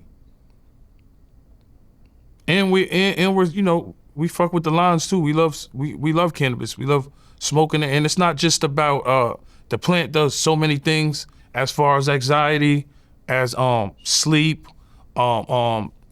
cancer patients, anybody on dialysis. Shout out to my guy RP. He's on dialysis. I bought him something for stress, and I bought him something for sleep, and I bought him a hybrid flower, which he would love. I went to the hood and dropped it off. Like, I'm still in the streets. I'm not one of them guys that I love the streets. I always love the streets.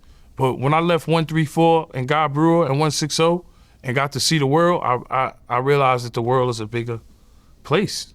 And I'm always feel blessed that I got to go in Nelson Mandela cell, or playing soccer early in the morning with J-Lo, or meeting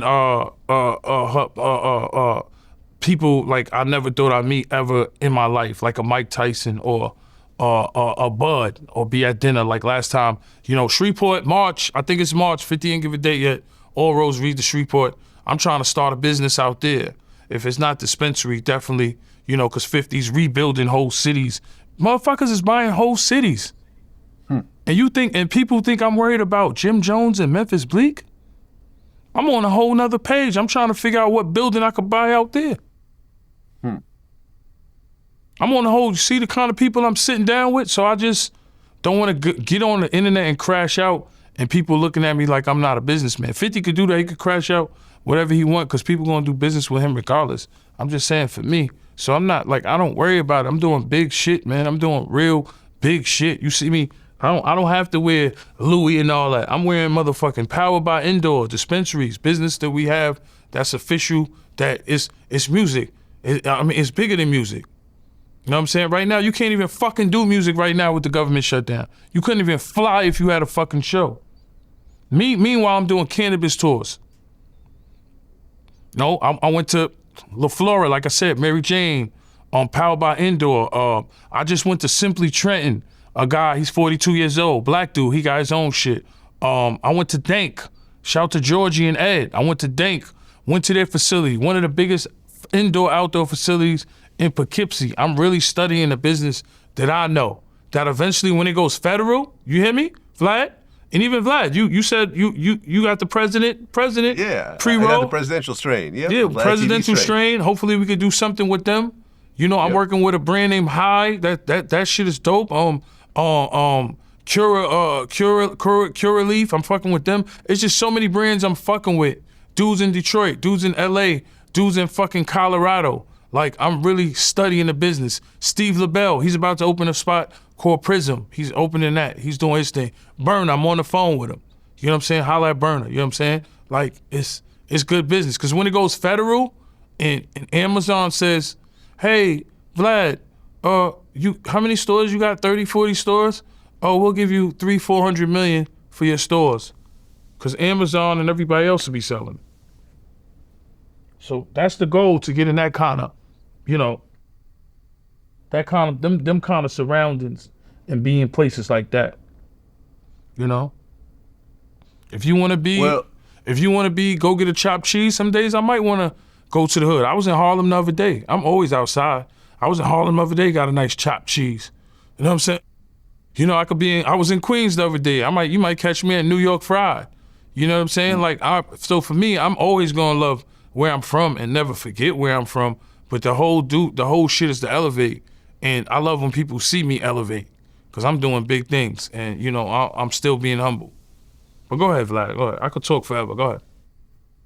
Well, Lil Durk is still locked up. Uh-huh. His trial is in January. My man, Drew Filling, is his lawyer. Yeah, free Durk, right? But now the feds are throwing more things on him. They're saying that he ordered hits on 6 people, allegedly, who weren't sliding for Vaughn. Which, like, that whole concept just sounds crazy. You're putting hits on people because they didn't kill people for King Von. Listen, the internet is gonna always push its conspiracies.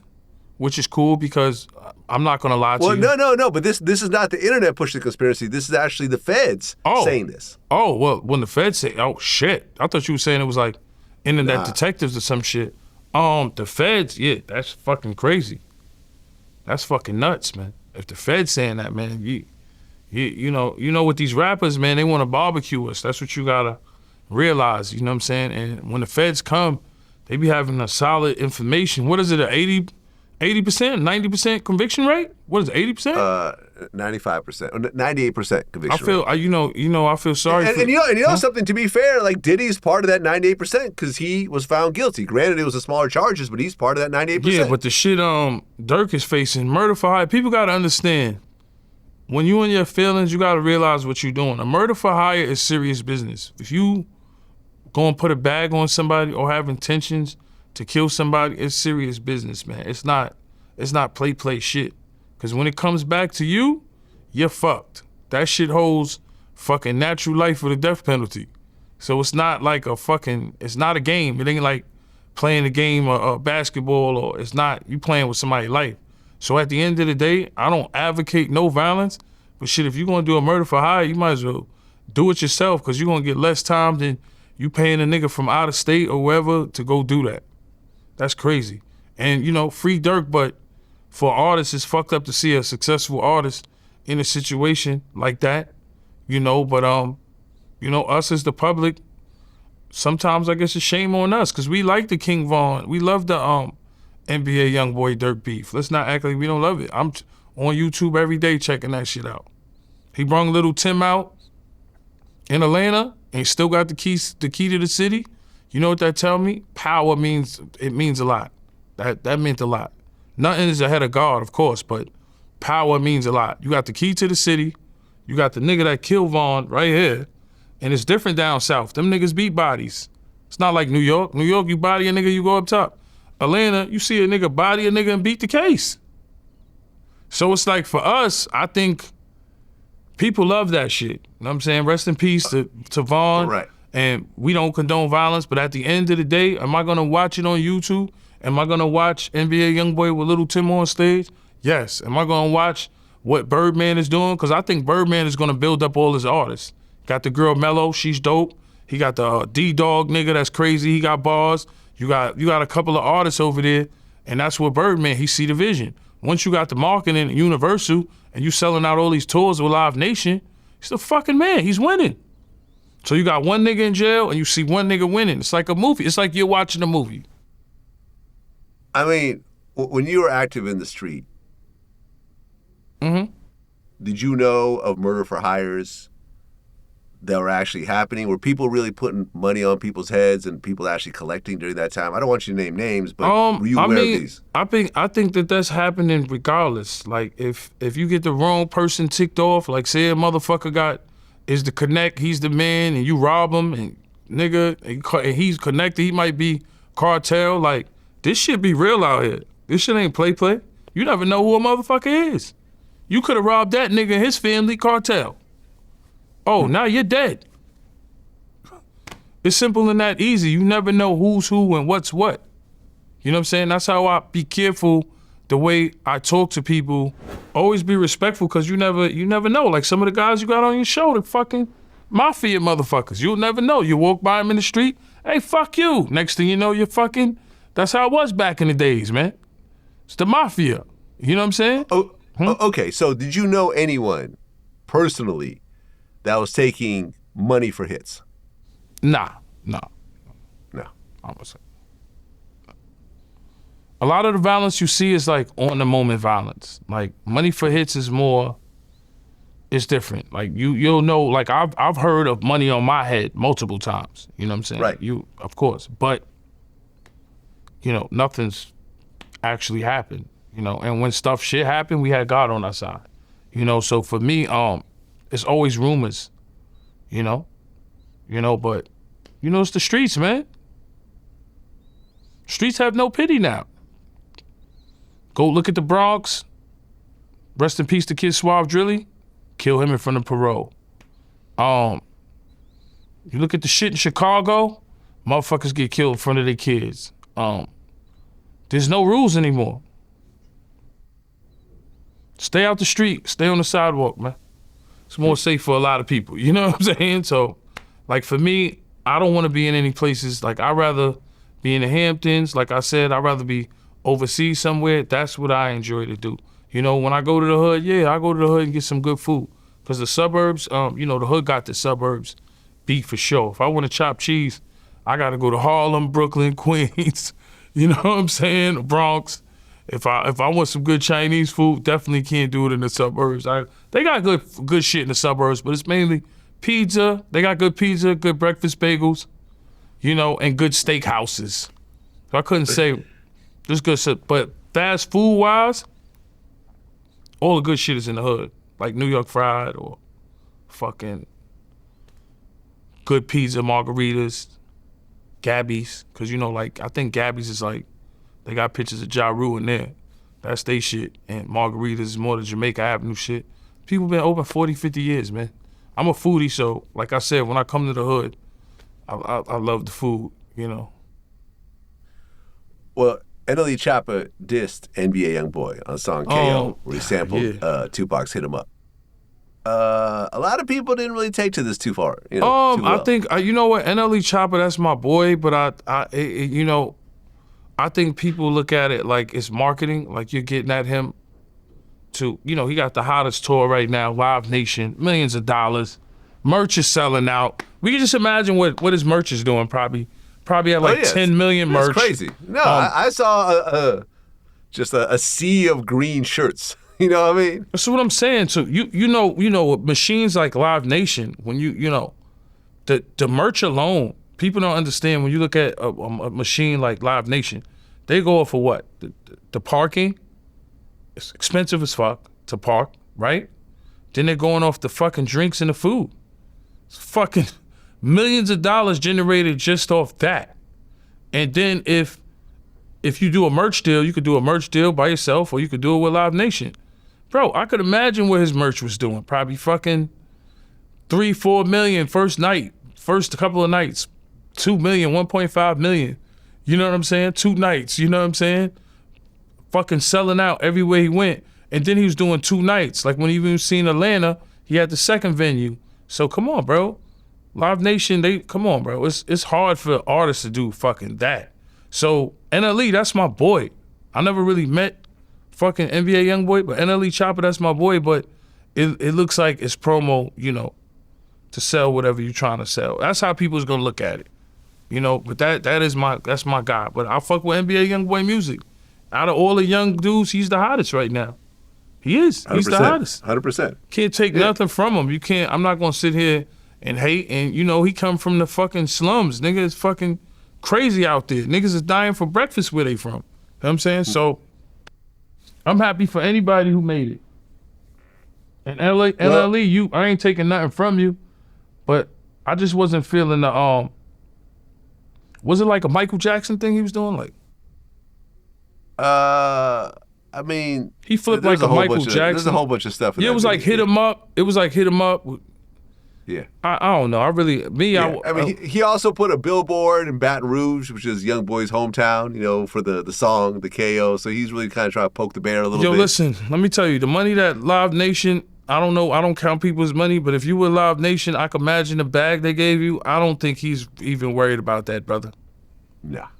You know what I'm saying? His merch money is probably making more money than the average rapper has ever made in their life. As hot as he is right now. Come on, bro. And we can just imagine the numbers. Come on. That's like Chris Brown. Come on, those are like the 2 biggest, hottest stores. Chris Brown and fucking NBA Youngboy. Imagine what you think they gave Chris Brown. 500 million, 600 million? Come on, bro. Live Nation got that money.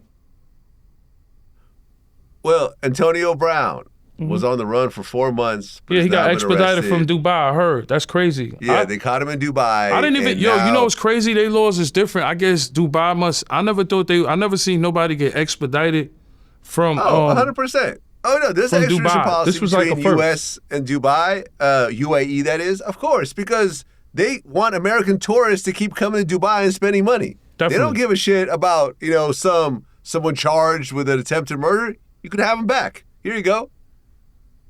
I mean, that goes... Go back to spending money with us. That goes... Well, when you look at his case, he's shooting the hammer in broad public. You see it on video. You shooting a hammer, and in Florida, Florida don't play, man. They don't fucking play. Well, Florida has to stand your ground, right? So he could try to say that they try to rob me. I think that's what he's saying, that these dudes try to rob me and I was trying to protect my life. Yeah, but they obviously didn't, they believed it the first time, but they didn't believe it the second time. They went back, probably seen some video or somebody probably said something and said this ain't true, and there you go. Because you ran to Dubai to get run and you got expedited from Dubai to here. I could imagine that flight. That shit crazy. I mean, if this is the way Antonio Brown's story ends, and I've interviewed Antonio before, I mean, Antonio is a bit crazy. If you ever pass out, the NFL buy your brain. They tell nobody. They buy your brain. Really? Of course. They got the NFL buys your brain after you die. But literally, if you... I had no idea. Exactly. And no one have no idea. Yo, that's This wild. is that. Yeah, exactly. Because then they do a study. Right? No, that's my he's dude. not totally That's my dude. crazy, but he's a bit crazy. He came out to one of the events when 50 had the Human Harmony event. He came out, I think it was Houston, he was there. That's my guy. But, nobody's them. If I shoot a gun in the middle of the street and everybody knew who I am, I'm going down. That's just how it works.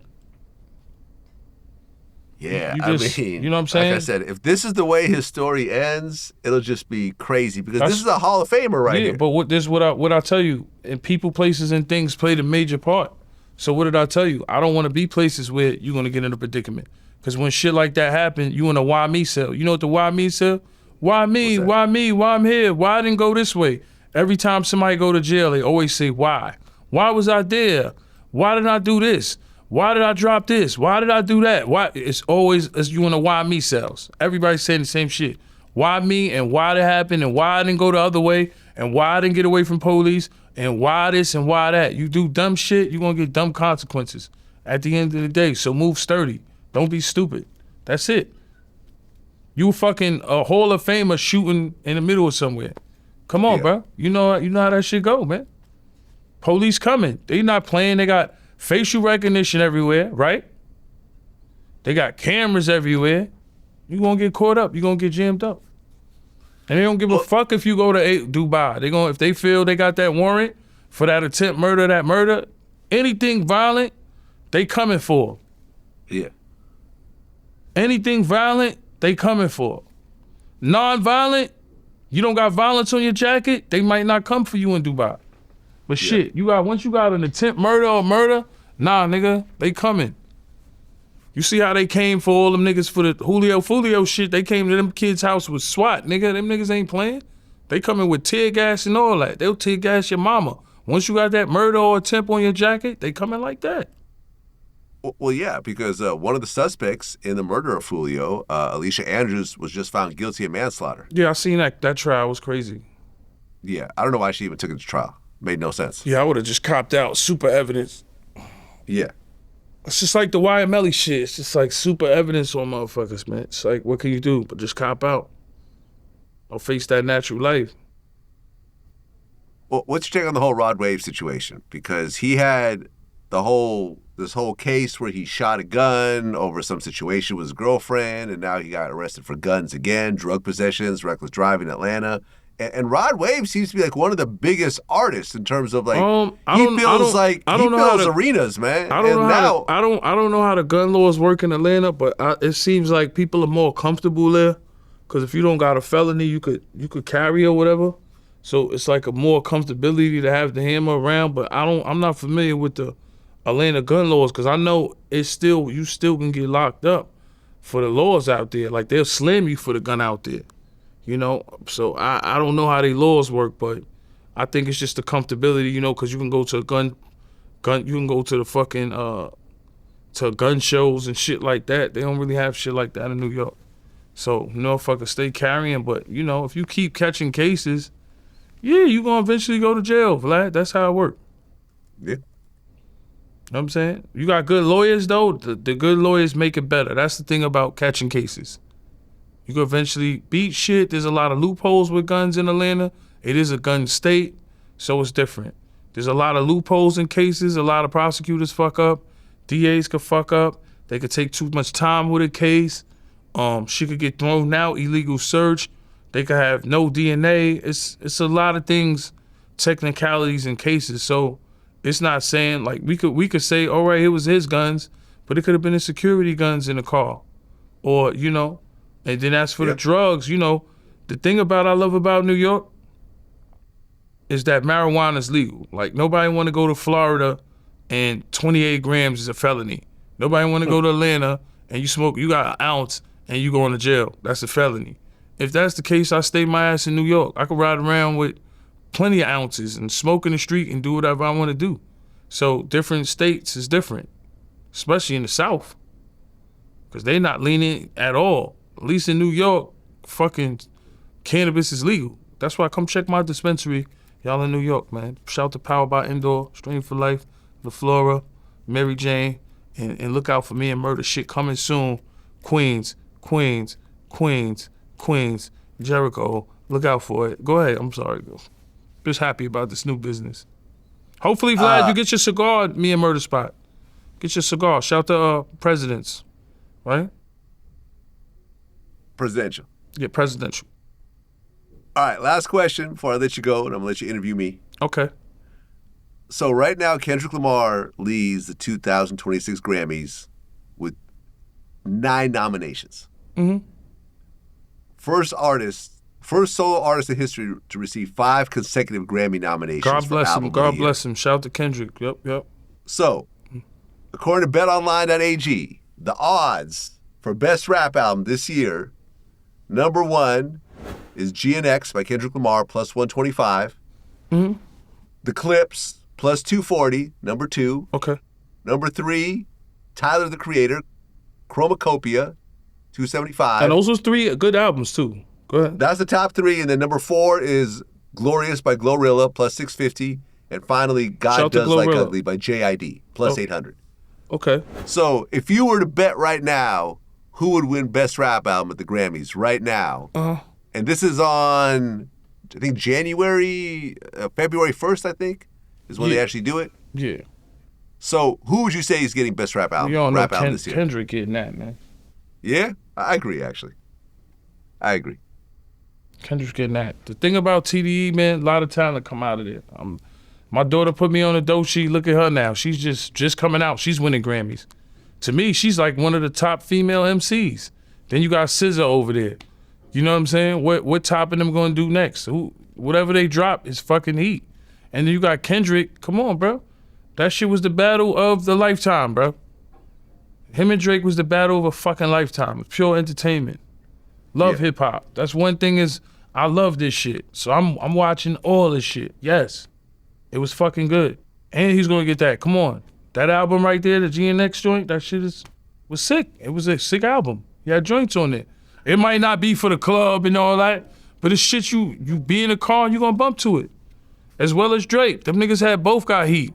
So, you know, now it's just Kendrick time to get them Grammys. But I know he gonna get that, of course. Out of that list, you know, Glorilla, she definitely did her thing. For the past couple of years, she kept the CMG boat going, right? You would say that, right? Mm-hmm. She kept it going over there, CMG. So I would say Glorilla, as a female MC, she deserve it too. But we know Kendrick gonna get that. Yeah. Yeah, I mean, look, I agree. And think about it. Like, Kendrick has been on such a generational run at this point because Drake tried to sue Universal. That suit got dropped. I mean, they're going to try to appeal, of course, but at this point, there's no lawsuit. World Series, the Dodgers beat Toronto. Yeah. Come on, man. Like, Kendrick is just winning right now. Yeah, Kendrick is winning, and it's his time. You know, I don't hate on nobody. You know what I'm saying? I just think that the Kendrick and Drake beef was just it brought, you know, the culture alive again, because it was just like we was all glued to that shit. You know what I'm saying? That shit was like fucking watching a pay-per-view fight. We love it. Yeah. Let's not act like we don't love it. Like I said, we don't love it until the violence comes, the violence part. And then they're gonna be like, yo, damn, why the violence part, he going on? You know? We love it. You know, and I don't want to advocate violence because I don't want to see somebody get hurt over music. You know, you never want to see that, but, you know, shit happens. And it's, like I said all the time, it's never the artist. It could be somebody crazy in the fucking entourage.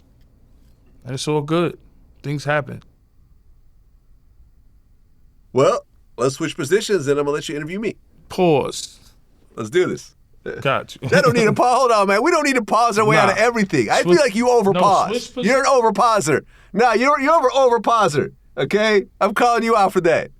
You pause shit that don't even need to be paused. Yo, listen. Hey, let me go get a sandwich. Keep this pause. online. What does that have to do with it's pause? Time like, for us to listen. It's time for us to switch positions. Is a pause, man. Yeah, how y'all doing, everybody in Vlad TV world? It's the Talk of New York, Tony Yayo, and it's the Tony Yayo show on Vlad TV right now. My first time asking Vlad questions, and I'm gonna ask my first question for Vlad. I wanna know where you from and where your parents are from, and like what's sort of your background? I was born in Kiev, Ukraine. At the time it was part of USSR. I was about 5 years old when I moved to the U.S. We first settled in Massachusetts, in Springfield. We lived in the projects out there in Springfield for a few years. And then my family moved to the Bay Area, so I grew up in the Bay, mostly in San Mateo. And then I went to school at UC Berkeley, so I was in Berkeley and Oakland for like 10 years. Wow. Yeah. So another question I want to ask you, how did you start Vlad TV? So like all the people out there that, are, doing Twitch right now and Instagram and all these kind of ways to make money virally. What made you start Vlad TV at a point where it was you? I always say it was World Star, This Is 50, Vlad, and Forbes. Those are my four go-to. What made you start Vlad TV? And how long it's been too? Go ahead. Sorry. Vlad TV officially launched in 2008, and actually the first person to say Vlad TV on camera was you and Lloyd Banks. Oh shit, that's crazy. Right? Like that clip is actually still on my YouTube channel. But if you remember, me and you knew each other during that time. I was doing DVDs, right? The Hot in Here DVDs. I would come to G-Unit offices with my camera, and I would film, you and, I remember and Banks and Young Buck. Not really 50 at that time, but I was getting footage. I was doing interviews. We're putting up music videos, remixes, whatever else. So I was already in the video game. And then when YouTube started its partner program in 2008, I just saw the vision. I said, okay, this is about to be the biggest video platform ever. Right. So let me stop DJing. Let me stop doing mixtapes. Let me stop touring. Let me stop hustling on the side, because I was doing some stuff that wasn't totally legal at that time. Wow, but I didn't know you was a... Okay, go ahead. Yeah, man. So I was like, let me just focus on this right here, because I think that this is going to be the next big thing. It's totally legal. I don't have to worry about, because I was doing mixtapes at the time and DJ Drama got busted, right? I don't know if you remember that. Yeah, I remember the that. feds raided his studio, his warehouse. I remember there was a video footage of, they were towing his BMW. They seized his bank accounts. Yeah, I remember that. They ran in the factory, everything. They was taking everything. Yeah. So I was like, man, I don't want to go through this. Like, I'm not making enough money to then have the feds arrest me and seize everything. Like, let me work on something that's completely legal, because mixtapes were kind of illegal, right? You're not really, Yeah, definitely. You weren't really clearing the songs and everything else like that. Like, we were just all kind of hustling, hoping that it would end up okay. But at any moment, we knew that the feds can come and bust us. So once I saw Vlad TV, YouTube, and I'm like, listen, I'm going to take my video content, I'm going to put it on YouTube. At that point, there was no looking back. So this is 17 years in. What gave you the drive to do it? Because it wasn't easy to have, these platforms. You need a staff. Like, what gave you the drive, and what did it take for you to have the consistency with Vlad TV? Well, I was a little bit older, man. Like, if you look, like, I'm 52 right now. I was in my mid-30s, right? And I always think 10 years ahead. So I'm thinking, like, all right, I'm not YOLO. Like, I'm not just living life and hoping for the best. I don't feel like God got me or things are just going to work out. I feel like, I got to prepare for the next decade. And this is an opportunity, and everything else I've been doing up to this point, I've been just kind of treading water. I'm watching you guys blow up, right? And become rich in the same field that I'm in. I mean, granted, I'm not a rapper, but I'm in hip hop. I'm a DJ. I'm rubbing shoulders with you guys, and people like you and 50 and Banks and everyone over there, like Eminem, Dr. Dre, they're all making millions, hundreds of millions, and so forth. And I'm still kind of treading water. So I'm like, I got to do something where I could really, the more effort I put into it, the bigger it's going to get. And I'm not worried about it being illegal and so forth. So I just put everything I had into it, and I just knew it was the future. And a lot of people didn't see it at the time, but I saw it. So that drive was, I got to do it. The reason why I'm behind the camera most of the time was because if you remember, I was holding the camera. Yeah, that's true. You remember that. You remember me going and interviewing you while I'm holding the camera. Yeah, it's the Talk of New York, Tony Yayo. PLK, Lloyd Banks, man. And you know what time it is. A lot of diamonds. We on VladTV.com. Yeah. Log on. Yeah, times have changed, right? Now you're in a Manhattan studio and everything, but at one point, I'm standing in front of you and I'm holding the camera and I'm asking you questions behind the camera. Then I'm going home and I'm editing the video and then I'm, uploading it or whatever else. So, man, like I just felt like this was sort of my last chance if I wanted to really do entertainment at a high level, and luckily it worked out. Right. Because I always respect what you did in hip hop. I know you in the game for like over a decade. But, you being a Caucasian man, you're not black, of course. Mm-hmm. How do you feel when people call you a culture vulture? Because I really don't see you like that. I know the work you put in. But, like, how do you feel, like, about that? Like, when you ask me, what white guy you could name that you feel people won't see as a culture vulture, Steve Lavelle. Like, how do you feel when you put in your work? Like, how does that make you feel when you hear, people say you a culture vulture? I don't know of any white person in hip hop that has been called a culture vulture at some point. Eminem gets called a culture vulture, right?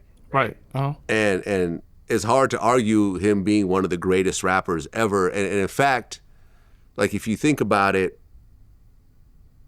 Eminem has had the longest consistent, relevant run in hip hop of any artist ever. Most other artists like a Jay-Z, yes, he'll drop an album right now and people will rock with it, but he veered off into other venues and, other types of businesses. He's not really focusing on rap anymore. Whereas Eminem, every couple of years, he'll drop a rap album and it'll chart and it's relevant and he gets serious artists and people rock with it and he has a core fan base. Yeah, and he's still doing billions and on Spotify. He's a culture vulture to some people's eyes, right? Some people consider Eminem a culture vulture. Steve Rifkin, my man, who I worked under for a bunch of years, he discovered Big Pun, Wu-Tang Clan, 3-6 Mafia, Akon, the list goes on and on. Mobb Deep, right? This is all loud records. People call him a culture vulture. Lyor Cohen, the most powerful man in music, the head of YouTube Music Global, constantly gets called a culture vulture. So I feel like I'm in good company if they're calling me that, right? I'm good with that. Yeah. Yeah, I always just wanted to ask you that question, man. And look, and to be honest, right, there are certain white dudes in hip hop that have avoided that stigma, like Alchemist. I don't think too many people call him a culture vulture. Some do, I'm sure, but in general, people don't. Mac Miller, I don't think a lot of people called him a culture vulture, right? So certain dudes kind of avoided that to a certain degree, but then there's people that are still like a Umar Johnson will probably call them culture vultures. Right. And they probably, someone like a Umar will probably say they can't be the best because they're not black. And this is a black art form. And that's his opinion.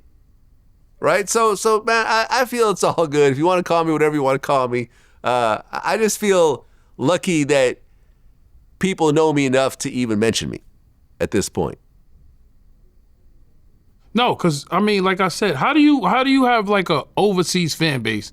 That's all I wanted to say, because, I do numerous interviews. I did numerous, I did Drink Champs. I did numerous interviews, and they all do numbers, but it's like when I do VladTV, it's more like of a European thing. I don't it's like people overseas really watch Vlad. Like, how do you feel like you built like a worldwide spread instead of just maybe a local spread or just the U.S.? Like, how does that work? I just think that I was the first in the space to keep feeding YouTube every day, 365 days a year, and it's a free platform, so it's available to everybody, right? Yeah, people have Netflix shows, but people got to pay for Netflix, and some people don't have Netflix accounts, right? They just can't afford it. But everyone's got YouTube, so it's a lowest common denominator. It's available to everybody. So the fact that I've been doing this since 2008, like, I'm not gonna say who's the best, who's the worst, who's this, who's Right. that, but Yeah, there's room for everybody. timeline-wise, Right. you can't name another person in this space that's been doing it at a high level the whole time. Right. Right? So, for example, I ran into a dude recently who used to work for Ski TV. Remember DJ Ski? Yeah. I remember that. Yep. Yeah. I've known Ski forever. Like, we're not close, but we know each other. And I remember I even got the idea to call my channel VladTV from Ski TV. Oh, I'm like, okay, he took his name, he put TV on the end. Okay, that's kind of clever. Let me do the same thing with me. Ski TV, I think, was actually doing YouTube interviews before me, technically, maybe a few months before or something, a year before, I don't know. Right. But he never kept at it. He went on and started doing other stuff. So I kept at it. I was the first channel to take it seriously and kept at it. And now we're like 6.25 million subscribers. It just is what it is, man. And like, that's just the whole thing of we kept feeding people. So I meet people who grew up watching my stuff. They watched my stuff in elementary. They stopped watching my stuff in junior high. They watched my stuff in high school. Now they're adults. They have kids who watch my stuff. It's just one of those things where we're just a constant. And I thought about that at the time. Like, I thought, like, look, like, I can't compete with these big media companies, but I could release content every single day. So I'll give a reason for people to come back every single day to get something new and original. Right. You stay and that's consistent. what I did. And 17 years later, I'm still doing it. So you would say consistency is the key to Vlad 100%. TV to get you worldwide, and 100%. you still got a lot of fans from fucking years ago. And even to be in competition with like World Star at that moment, it was just like tough. Yeah, man. no, me and Q were definitely had, more so he kind of didn't like me more so than the other way around. I always admired him. And like Q used to, like before the internet, we were doing internet shit, Q used to take me on tours. Like, he used to be my booking agent. I remember we went to Bahrain together. And we was like messing I with didn't know Q was a girls booking in the agent. hotel room. Like, oh yeah, he did go on a tour with us with I said Who Kid a while back. You're right. That's right. I remember that.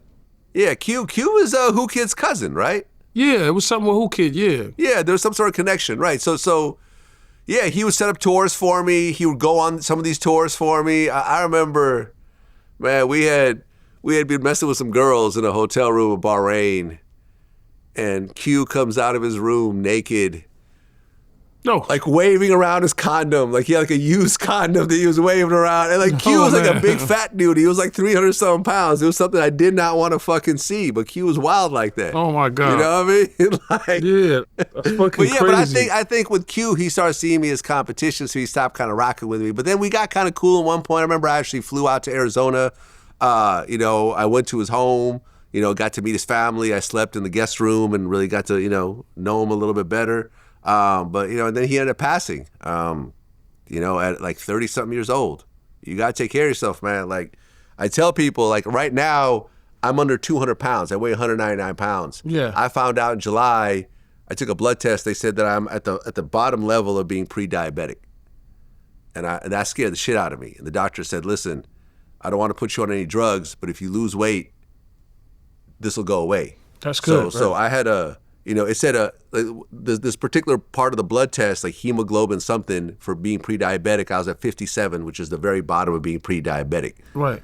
I took another blood test about a little bit less than a month ago. Yeah. After I lost like 15 pounds, just by taking it seriously. And now I'm at 55, which is well out of the range of being pre-diabetic. Right. So That's great, man. So man, like I'm 52. Like we got to worry about being heavy because someone like a Q who was 300 some pounds, he had all the money in the world. He had the Aston Martin, he had the mansion, he had the jewels, he had all the before the Instagram model chicks, and all that type of shit. And then he ended up having a heart attack and dying in a massage parlor because you can't get older and keep being that type of weight, right? Like think about all of our heroes growing up, right? Heavy D died in his 40s. Big Pun died at like 29. He was like 600 pounds, right? Name me someone that we grew up with that had fat, big, or large in their name that's still alive. They're all dead. All the fat boys done? Nah. One is still alive, and he lost a ton of weight.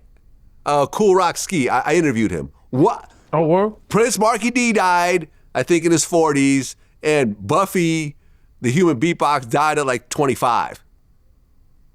Yeah, man, everyone checks out. You cannot be heavy and think you're going to live a long life. Right. No, I understand. I'm glad you lost the weight, man. You got health is wealth out here. You gotta, yeah, man. Yeah, rest in peace to Q, too. He was the man. He just imagine how far you think he would have been if he was still here when World Star being so successful. But, you know. Yeah, I mean, honestly, like I don't like saying this, but like Biggie, you know, although he died tragically, I don't think in 2025 he would have still been alive unless he drastically changed. Yeah, dropped the weight, right. You know, his lifestyle. Because remember how heavy he was? Remember after the car accident, he got even bigger? Yeah, he did. He was, when Biggie died, he looked like he was about 400 pounds or something like that. Yeah, Biggie was like, definitely a big guy. If he had survived that shooting. He just was tall, so he wouldn't be alive, I don't think, if he would have maybe. just drastically changed his lifestyle. But, you know, but once again, he's got the word big in his name. So people like think, okay, that's you know, I'm going to keep getting fatter because this is what I like, but you're not going to live like that. Oh, I got a real question for you. So how do you keep the balance? Like when you do a story, there's times where I've been mad at you, and like how do you keep the balance and know how to move? Like I'm gonna give you the perfect example. Trap Lord Ross did a story on Central C. Yeah. Central C didn't like it, and I think it was Complex Con.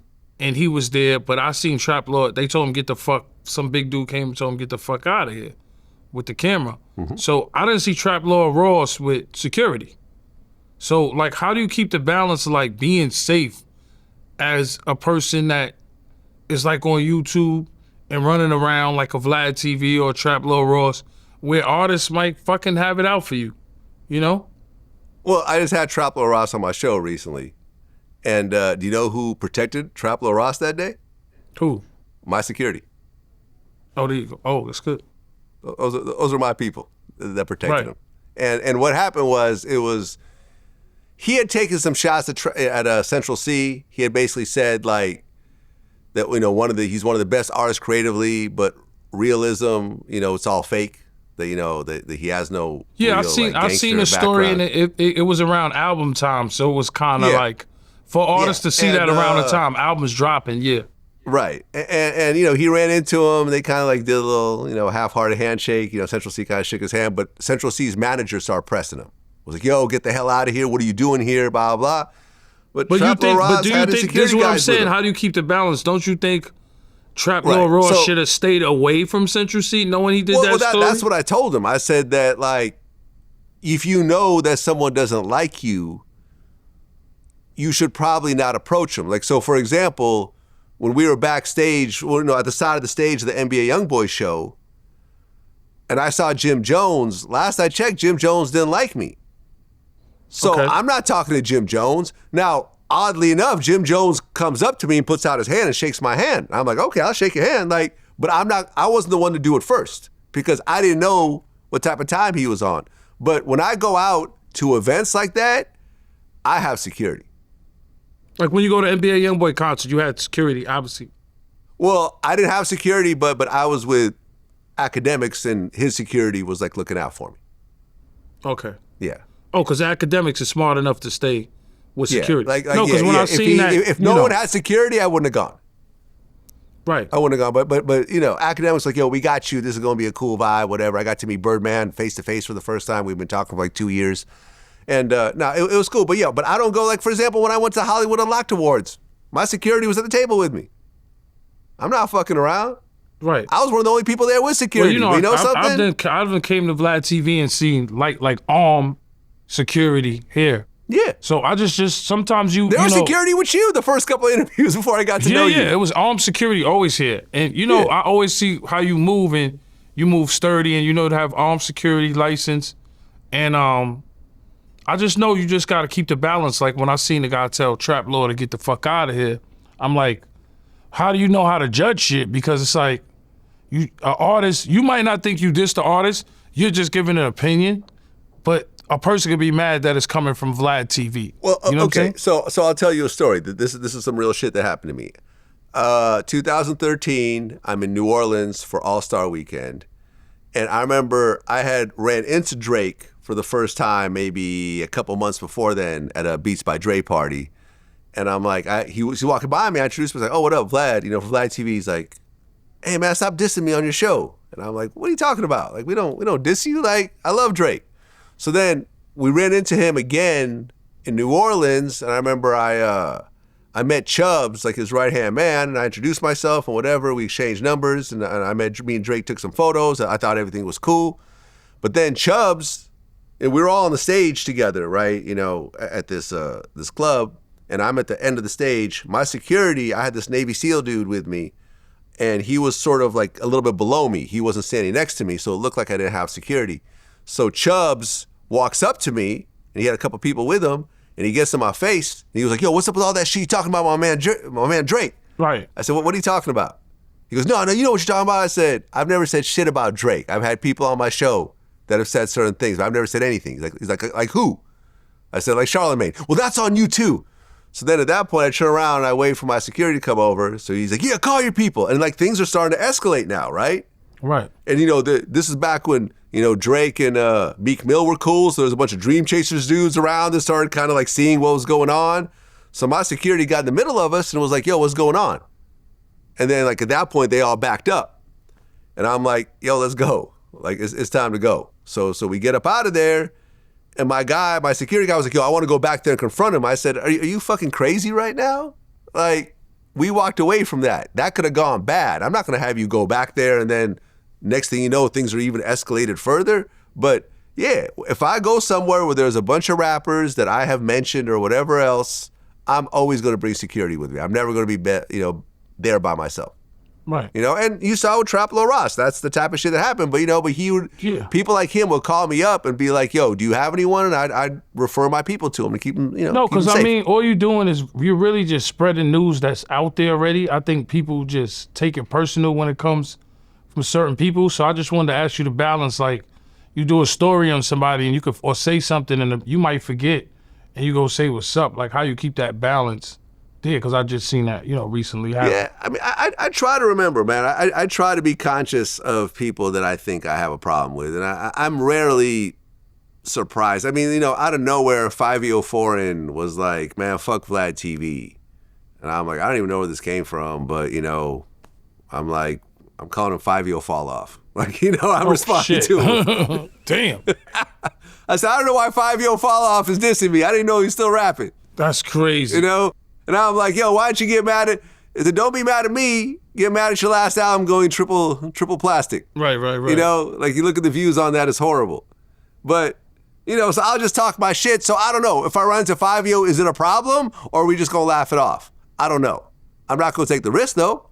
Yeah, you're gonna obviously have security with you moving. I'm gonna have security with me. And I'm just, if I see him, if me and 5 are backstage at some show together, I'm not gonna say anything to him. Right, I'm gonna tell my security, hey, listen, me and this dude had a little bit of a social media back and forth. I don't know how serious it is, but we're just gonna be over here and just keep an eye on him. Right. Now, if he walks up to me and the energy cool, we could have a conversation, we could laugh it off, but I'm not gonna approach him because I'm not sure what it is. Right, I know you like what me, happened. I'll learn from you. I'm just gonna pop mad shit when if I ever have a podcast and just hire security. Fuck it. There you have it. That's the way. I seen your biggest interviews of the year. Of course, I was on there. I think I was at 4.9 million or something. Right. 6ix9ine was at, I think it was 10 million or 12 million last I've seen. That Tekashi interview is at 16 million last I checked. 16 million? 16 million, yeah. Wow. And the first one. The second one is not as big, but the first one's the big one. But you would consider, that's definitely, where do you think, number-wise, where that interview is going to stop at? I don't know, maybe 20. 20 million. Mm-hmm. Wow. Yeah, and for example, on Spotify, it's our biggest interview ever on Spotify. So yeah, no man, like, love him or hate him, that guy does numbers. Yeah, no, I've seen the numbers because, I look at the numbers and I just think of the profit. No, I know you made some profit on that one. I mean, it was my most expensive interview ever, but it was also one of my most profitable interviews ever. Wow. Okay. Yeah. So one day I'm going to sit down and break down numbers with you. I don't want to get into all that now because I know we'll be here for days. But I know You spent a penny, but you made a good penny, and it's at 16 million, which is great. How long it's been? About 2 months now? A month? Yeah, about 2 months. And shout out to Akademiks because I originally wasn't going to do it because when we were working out the price, I'm like, that's too much. And Ak was like, no, man, you're gonna make double that back. And I'm like, all right. And when me and Ak talk, I'm like, okay, like, Ak really knows what he's talking about. So when he said it, I started thinking about it. I'm like, all right, let's make this happen. And it took a while, but we finally got together and did it. I flew out to Florida, and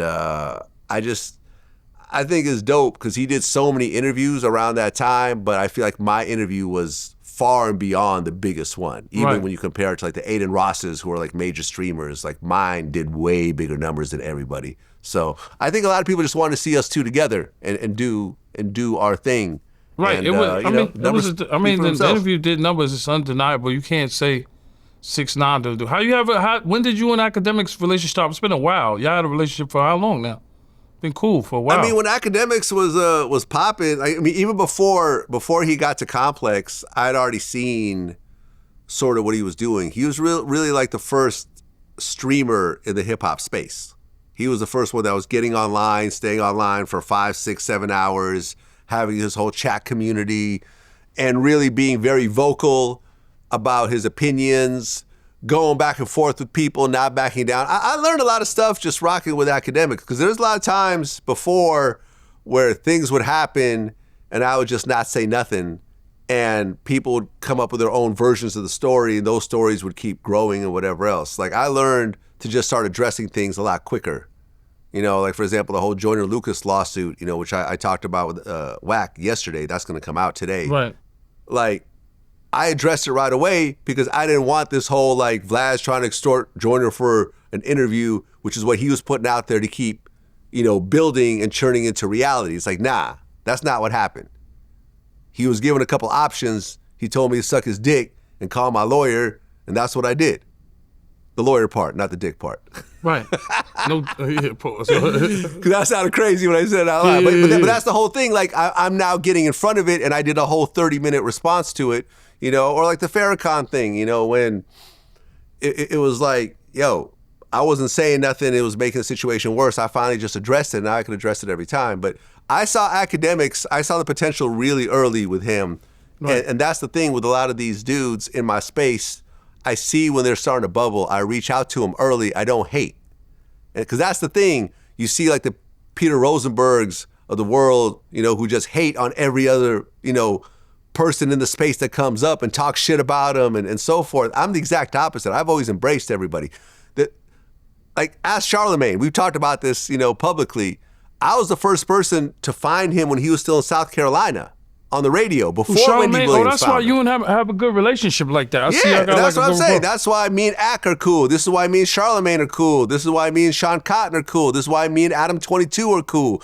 Like everyone, me and Traplo Ross are cool. Me and 1090 Jake are cool. These are all people that I reached out to early, put them on my platform, said, yo, here's my number. If you ever have any questions, like these dudes will call me up and be like, yo, like, how do I structure a company? How do I hire people? Like how do I hire managers? How do I, you know, grow things? Like we have a lot of conversations because I'm just older and I've done it before.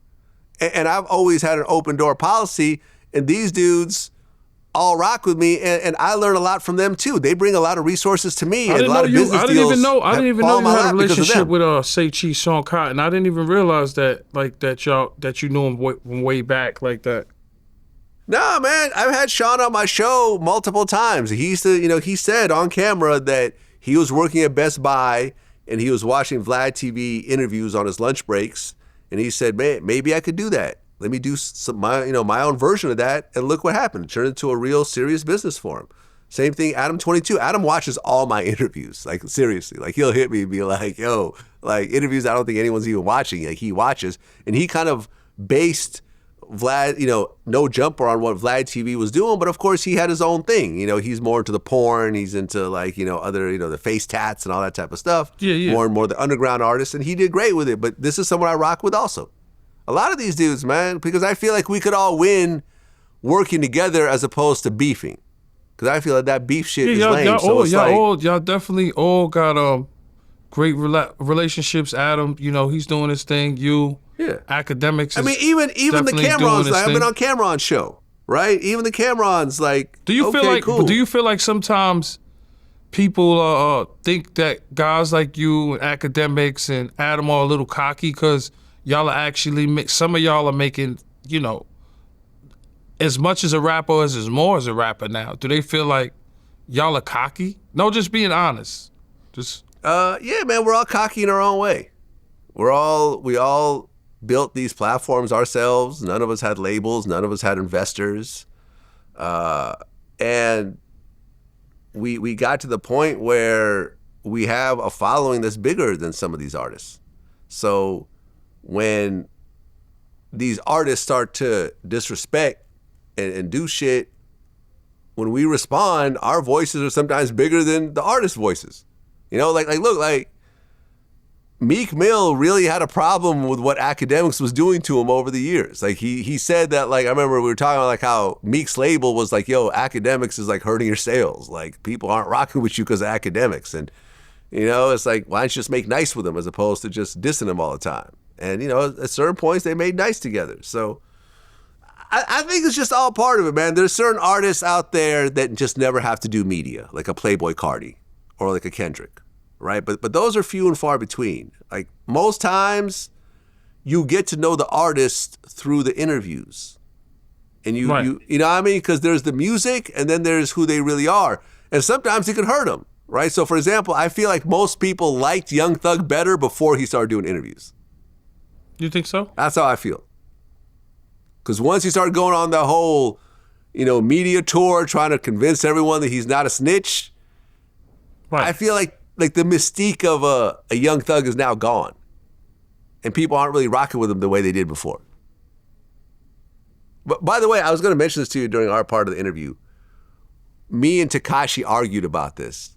What do you think about Young Thug and YFN Lucci actually like squashing it, shaking hands, hanging out in the club, considering how bad it was where, Nut got killed, YFN Lucci's mom got shot at? If somebody shot at your mother, right, would you literally be partying with them in the club or even saying hi to them? I'll say this, because... Yes or no? No. In this particular situation, yes, I would. And this is why. Because me and YFN Lucci's manager, I've interviewed Lucci before. Young Thug, I don't know.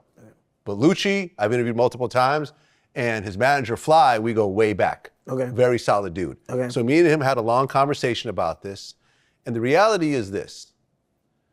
Yes, Lucci's mother got shot at and everything else like that. But when you look at the totality of this situation, this beef that has involved dozens and dozens. No, hold on. Let me just finish. It's involved dozens of people. People have died. People have gone to prison. People have just had so much damage. People around them are doing life and so forth. There is so much like violence and death and so forth, that if you don't squash it, it's going to continue. So at one point, these two people were grown-ups and said, listen, instead of us just keep going like this, let's actually try to de-escalate the situation.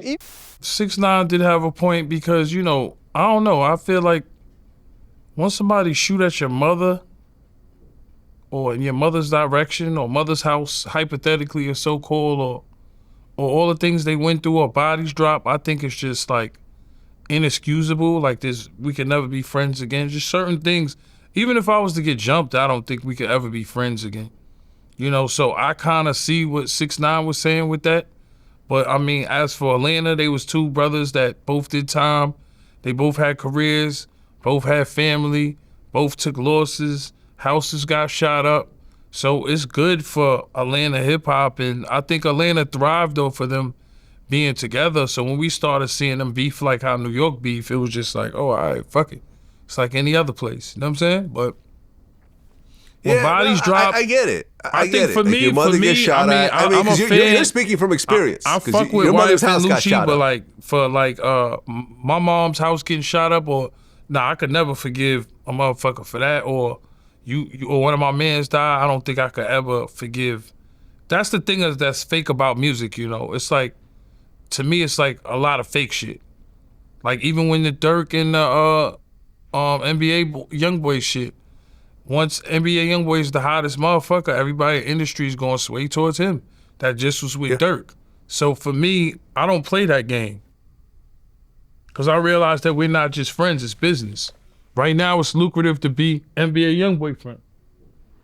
That's what artists going to do. And that's why I don't play that game. Yeah. Let me ask you something. Well, hold on. I just want to talk about this because I mean, you have an excellent point, and it's not like anyone's right or wrong in this. But my point in that conversation was, all right, I get it. Your mom's house got shot up, your friend got killed, but when you look at the alternative, the bigger picture of us still having a level of animosity, these two, Thug and Lucci, still having a level of animosity where at any point things could get triggered, a wrong comment gets made online or someone's entourage member does something and suddenly it triggers into an all-out war again. Right. I just think the ramifications are so bad that these two guys had to really get over each other's history and say, listen, for the good of everyone, not just us, we have to do this. And I commend that. For this era right now, they like, fuck all that shit. Once we ops forever.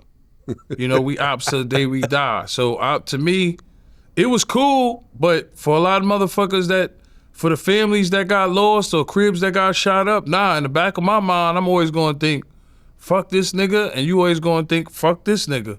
So, you know, labels could amp shit up and you could do shit to make shit look good, but at the end of the day, that's like Shot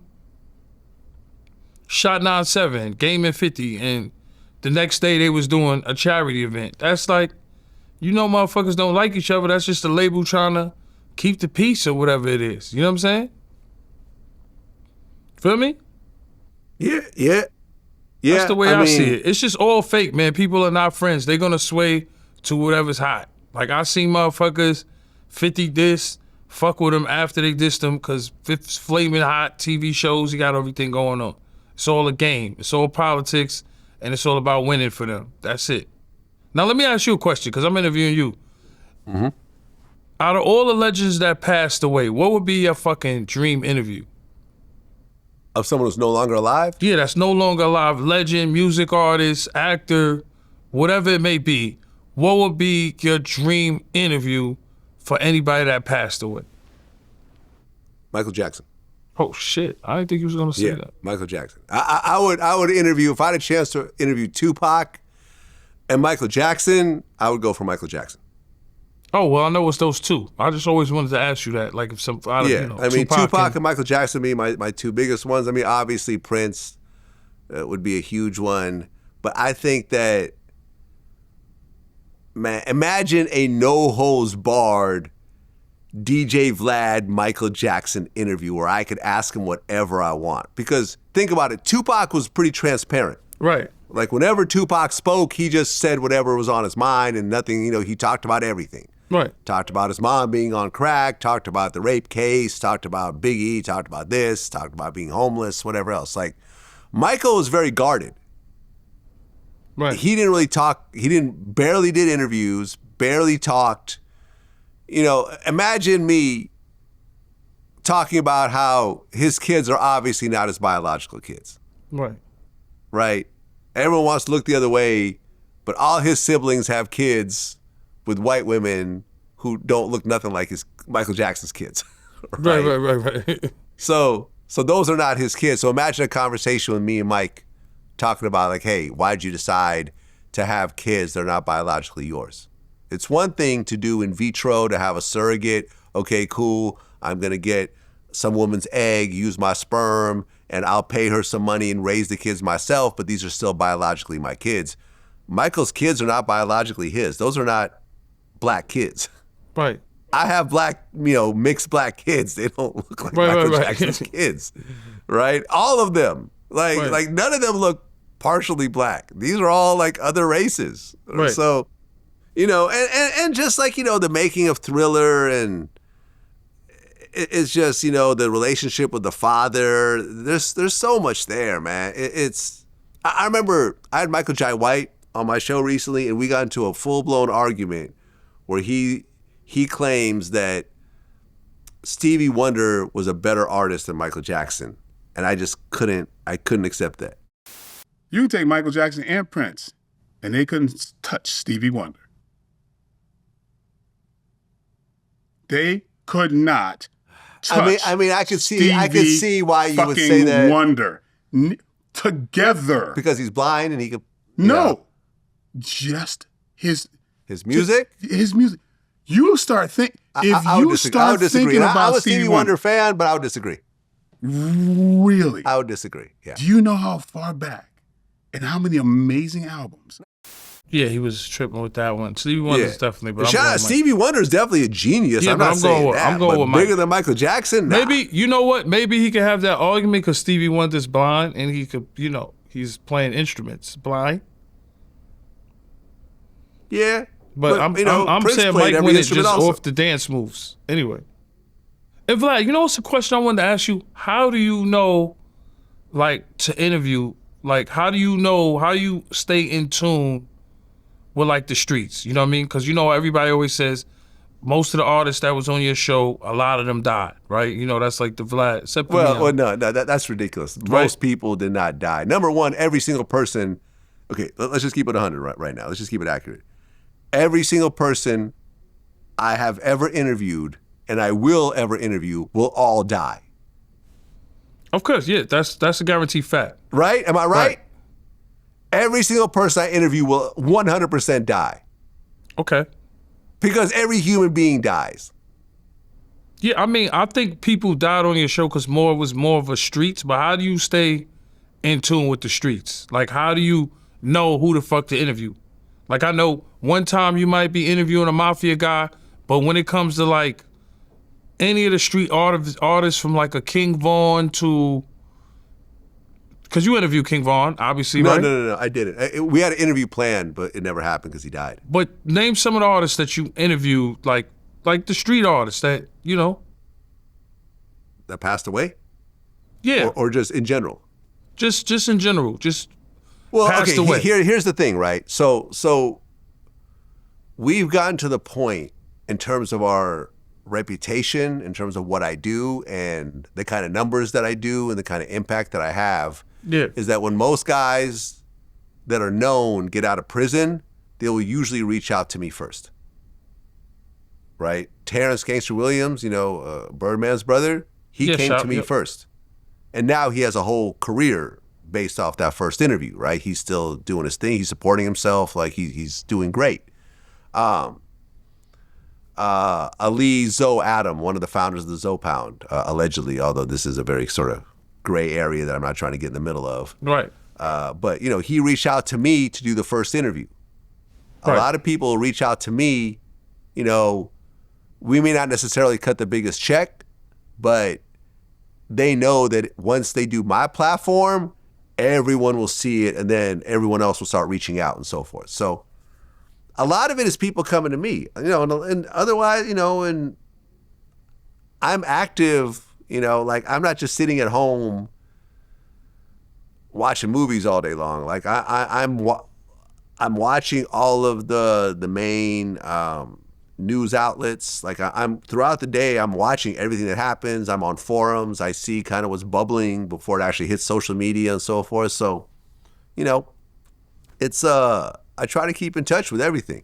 Oh no, I was just saying how you stay ahead of the game, on them. Because I know it's a lot of work, of course, but what gives you your drive? Because you got money, man. You got houses, you got cars. We got money. But what gives you your drive to keep going, and where do you see yourself taking VladTV to the next level? I know you're doing stuff with Tubi and TV and stuff like that.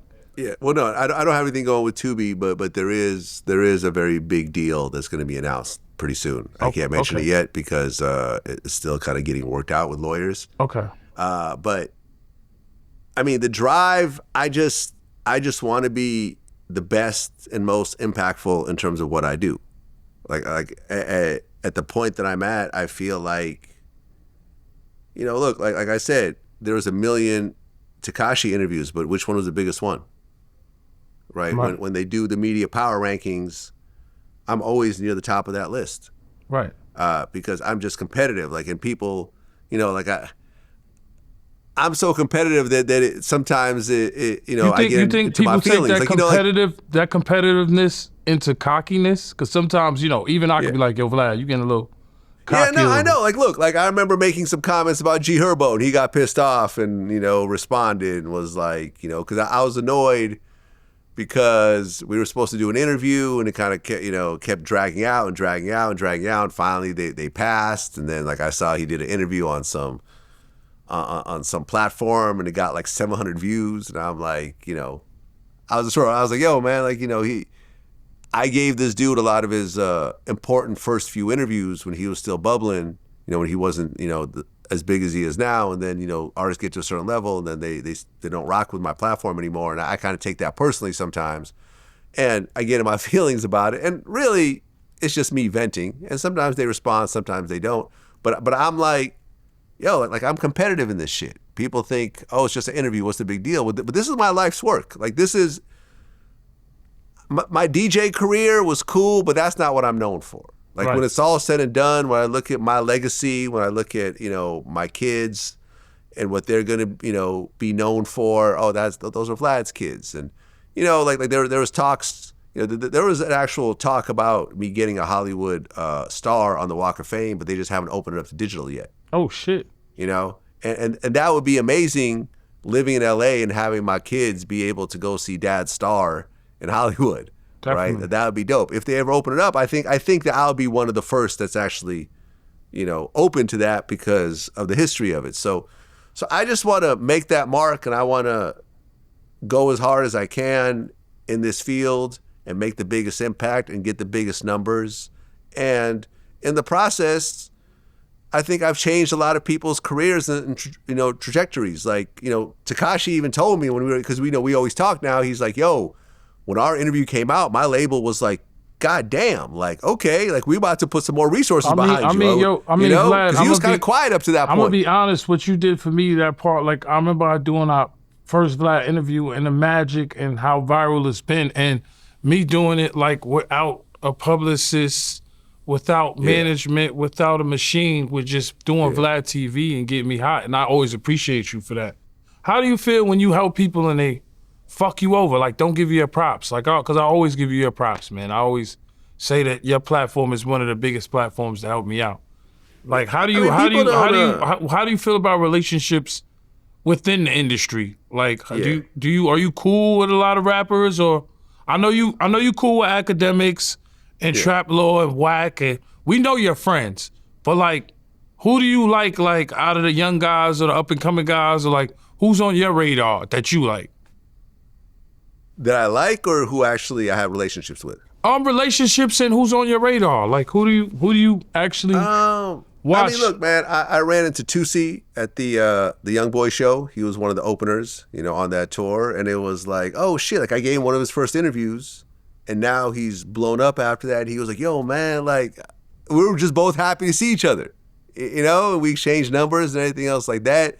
I gave Migos their first interview. Wow. They haven't done anything, with us recently, but I gave Big Sean one of his first interviews. Oh shit! I see. People don't know that. Rest in peace, Rich Homie Quan. I gave him his first interview. Damn. And a lot of these dudes, just because Boosie, me and Boosie obviously have a close relationship, over the years, and I've given a lot of people, people reach points in their careers where their management gets in their ear or whatever. Oh, Vlad, the feds don't do his interview. Or sometimes people just scared, right? People just scared. I remember when I was talking to Wack yesterday, when I was, dealing with the whole Joyner Lucas situation, Wack was talking to Joyner, like, yo, so what's your problem with Vlad? Oh, Vlad, he gets people hurt. Oh, he gets people killed. Oh, he gets people, they go to prison. And it's like, man, come on, shut the fuck up. Seriously, you're just drinking the Kool-Aid. None of this shit is true. And none of this even applies to you. You're a backpack rapper. It's just it's one of those things where people know that they'll go to a certain platform and it'll be very softball and they can get away with a lot of shit. Whereas when they go to VladTV or even the Breakfast Club, they know that, hey, there's going to be some shit where they're going to press you on it. And maybe we just don't want to do that platform. Right. And that's cool. Life goes on, man. Like I've never. If we do an interview, like our job is done at that point. You got something out of it, I got something out of it, we go on. If we circle back at a later point, cool. If not, that's fine. Usually the problems start when there's like a level of stringing somebody along. Like if I felt like I've been strung along for a long period of time, you know, like I said, like with the Joyner shit, it was like the Joyner Lucas shit. He's going on this whole, I never fuck with that dude. I always thought he was a bitch. I never was going to do his shit. But then I brought up the text messages when I addressed it yesterday, and I showed how his manager was like, yeah, we want to do something. Let's figure out a date. Hey, how about we do something like this? Blah, blah, blah, blah. And that went on for like a year. You see what I'm saying? So then at the end of that, I get a little annoyed because it's like, well, if you didn't want to fuck with me, just say you don't want to fuck with me. Like, why are we spending a year talking about some shit when your artist is saying, I hate this dude? What's the point? What's the point? And that's where sometimes I get annoyed as shit. But you know, I mean, like you've seen, no one likes their time wasted. I remember. Do you get pissed like do you get pissed like when an artist like got something coming like an album or a movie or anything like that, and that's when they're pressing for the interview, but when you want them, they don't want to give you the interview? Do you like? But when it's time to do that press run, we get skipped. We get skipped on promo runs all the time, man. So that doesn't really bother me. Man, look, like we were the first ones to really start paying for interviews. That was a big no-no. Like in the media world, like 60 Minutes and all that, like you never pay for interviews, right? Even though you find out later on that people have always been paying for interviews. Right. Right? People get flown out, people get put in hotels, people get perks and shit like that. So people have always kind of paid in a certain type of way, or they get hush money. Oh, I'm going to put this in someone else's name or whatever. But during the pandemic, I just said, man, fuck it. I can't keep trying to lean on my relationships with people to keep having them come back all the time. I'm making money. Let me break off a certain amount and give the person a certain amount of money also, where after the dust settles, we all make something out of it. And that's turned into like now people have, you look at the Charleston Whites of the world or the Woodies of the world, like they make their living off getting paid for interviews.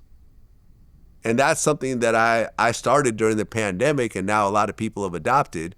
But, you know, like when I talked to Birdman for the first time, he was like, yo, man, like business-wise, I salute you for that. You're the first person who's ever done that. And like, yo, he's like, yo, I admire your business sense of realizing, you know, creating a business when it didn't exist before. So, you know, look, we work out payments. We don't pay everybody. Most people come do VladTV for free. Yeah, because if it makes sense, if we're, you know, like me and you, like we know there's a track record, so I know that it's a business deal that should hopefully work out for the both of us. So and that's cool with me. So when Akademiks told you that it made sense what you spent on 6ix9ine, was that I know it made sense after the numbers, but was that something is that something you instantly in your mindset I'm gonna do, or does it take a couple of days to say, let me look at other numbers and figure it out? Logistically? It was instant. Because I had already considered it, but I was a little worried that, you know, because you also got to understand, you got to roll it out a certain type of way, right? So that Tekashi interview, when we put out the full interview originally, it got demonetized and age restricted, which means that the numbers pretty much went to like $0, right? If you have a video that's demonetized and age restricted, number one, it won't get any views because YouTube won't push any traffic to it at all. But even if it does get views, if it gets, let's say, 1 million views, you'll make like $100 off of it, right? So I had to sort of clip it out and piece by piece, and at the very end, we put out the full interview. And by using that method, we were actually able to make a lot of money back. And then ultimately, we made a sizable profit off of it. Do you feel like that's the VladTV format? And do you feel, because I feel it's always been the VladTV format. It's been that VladTV format since 2008. I mean, now it's called clipping, but we were the first ones to do it in the YouTube space. I mean, people have always used clips and media and news and stuff like that. We didn't invent anything. But I mean, in the YouTube space, to take an interview and chop it up, because it's funny, because I guess Michael Jordan has some big deal with I don't know, NBC or something, and people are like, oh shit, they're Vlad TVing his interview. Like, they're chopping it up and putting it out in pieces. Right. And I'm like, all right, cool. I mean, because it I'll seemed take like, that. you know, you was like the first guy I ever seen doing that. Yeah. So where are some of your favorite places to go? Because people want to know, like, you know, what do you like to eat? What kind of women you like? What you know, like things like that. Like where do you like? What would you like? Where would you like to fly to? Where do you like to go to? Man. Where do I like to go to?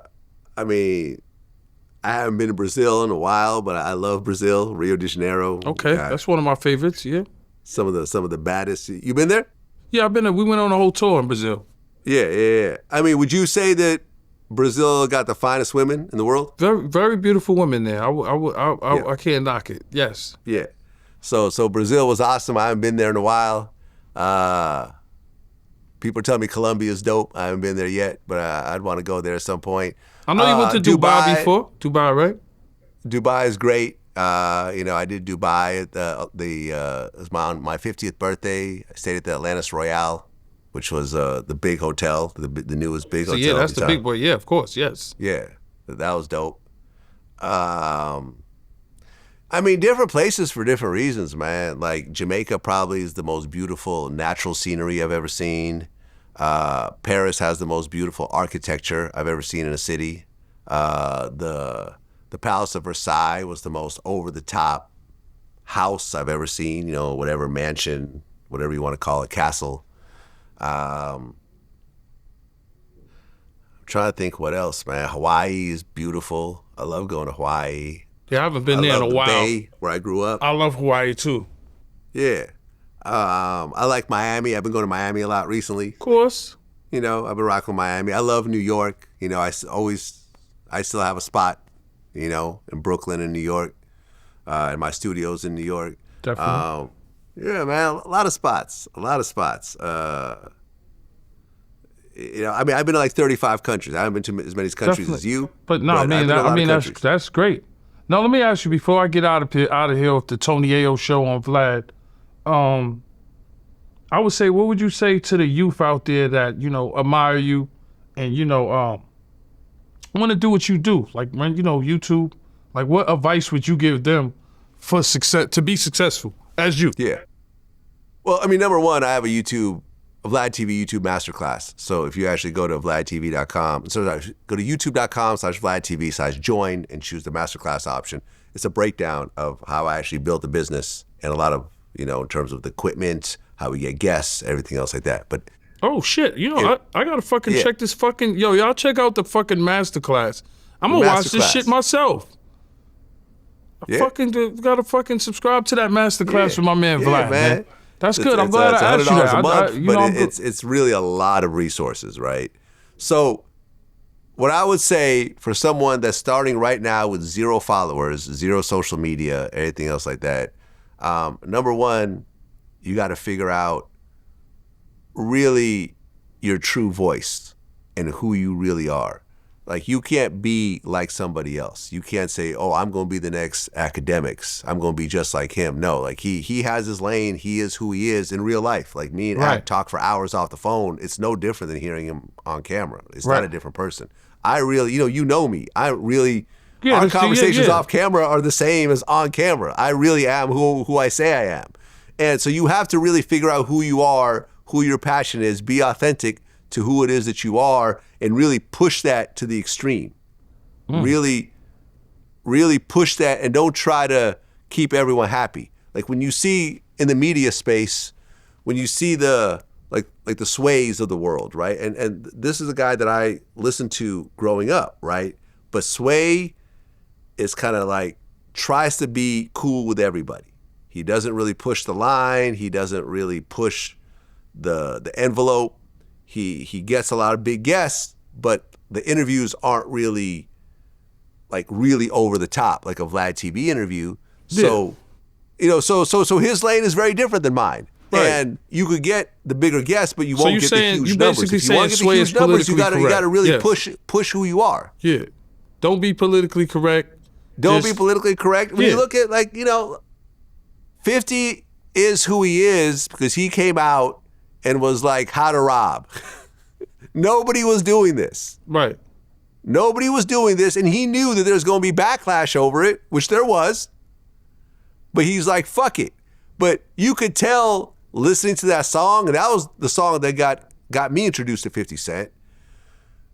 You could tell that's really who he is. Yeah. It just sounded authentic. It just sounded real. And everyone else, when I heard it, I said, wow, a lot of people would have loved to do a song like that, but they were probably too scared to do it. Right. You could tell that there's no fear with this guy. And as you got to know him throughout his career, you got to see that over and over again. He came out being really who he is. And that song resonated, and he kept pushing that line to this day. 50 has never really changed. He really is kind of the same person. Right. From day one. Yes, he's grown and he's gotten richer and so forth, but really at the core of 50 is still the how to rob 50. Right. Right? So you have to be yourself, and then you got to be prepared to put in 5-10 years of work. Yeah, you've been around 2008. You got to put it in like every day. Yeah. Like VladTV has been running 365 days a year for 17 years. Right. So we ran the news site for many, many years. Because the news site, that was like, okay, when you see World Star Hip Hop, nobody actually goes to the site anymore unless you're... No, people still do. They still get No, I know they go traffic. to the site. I still go. But you know what I mean? Like, before, because you got to remember, this was before Instagram. No, I know. No, listen, a lot more people was going to websites before. A lot more people were consuming news on websites. If you remember, the Huffington Post sold for like $100 million or something now. I think it's a relatively dead site. You know, people were going and consuming news on websites. Now people just scroll on social media and they get all the news they want. And it's all free. And then, everything is right there. Right. For the longest time, we were trying to like push people to the site. And if you look at our Instagram followers, we were like 950,000 followers, and every month it was going down a little bit. And I finally said, fuck it. Fuck all this news shit. Fuck trying to push people to the YouTube channel.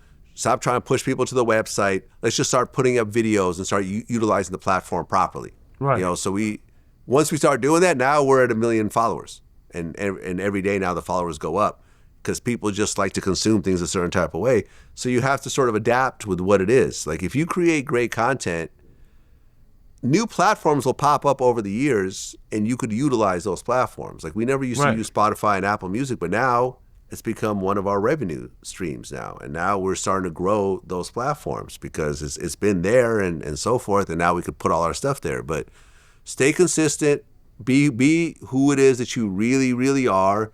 Don't be politically correct. Say what it is that you mean. And don't worry, like you have to have a level of fearlessness. Right? Like if you're scared, people will try to punk you out of your position. People will try to scare you out of your position. Especially people who have more money or have a tough persona or whatever else. And it's very easy to just be scared and say, okay, no, I don't want these types of problems. Like if you notice, I don't really have any fear of anybody. No, I noticed that. Honestly, like fuck everyone as far as I'm concerned. Not because I'm tough, but what are they going to do? That's why I know I'm going to be good at what are they going to do? If I ever have a podcast. If they see me out, I'm going to have security with me. I'm not causing problems. Mm-hmm. That's on them. But you could respond to me online, but I'm not scared of what you're physically going to do to me. Right. Because I've been through enough fucked up situations to be like, whatever. If it happens, it happens. I'm going to protect myself to the best of my ability. And that's that. Right. And let the chips fall where they may, but I'm not going to be intimidated. I'm not going to be scared. You're not going to scare me out of my position, extort me, whatever else. Me and Wack hated each other for 10 years. I never went to anyone to try to fix that problem. I just got militant. I'm like, all right, this dude got a problem with me. He's a blood. He's this, he's that. We're just going to be prepared for the situation when it comes. I'm just going to be prepared for the situation, bro. Yeah. Just be prepared for it, man. And, and ultimately, I think that as social media matures, most people realize that it's not really that serious. It's just internet back and forth. Yeah. It's not really affecting your bottom line. Yes, you're right. It's you know, your mom's house is not getting shot at. Yeah, you gotta have your best friend is not getting killed. You're not going it's through just real internet shit. chatter. It's just me and Joe went at it for years. We saw each other at Bergdorf Goodman last winter. We shook hands, and then that's it. We went on with our lives, and we stopped dissing each other. Yeah, 100%. It's not. I mean, it's serious. Things can get serious and escalate fast. So, you know, with the internet, you know, if you put a lot of fuel to fire in situations, because you're telling a lot of people, you know, you're saying things to a bigger platform of people now, you know. But Vlad, you know, you're one of my guys I look up to.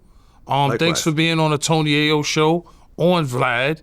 You know, this is my first time interviewing you. Hopefully one day I'll have a podcast deal where I can interview you.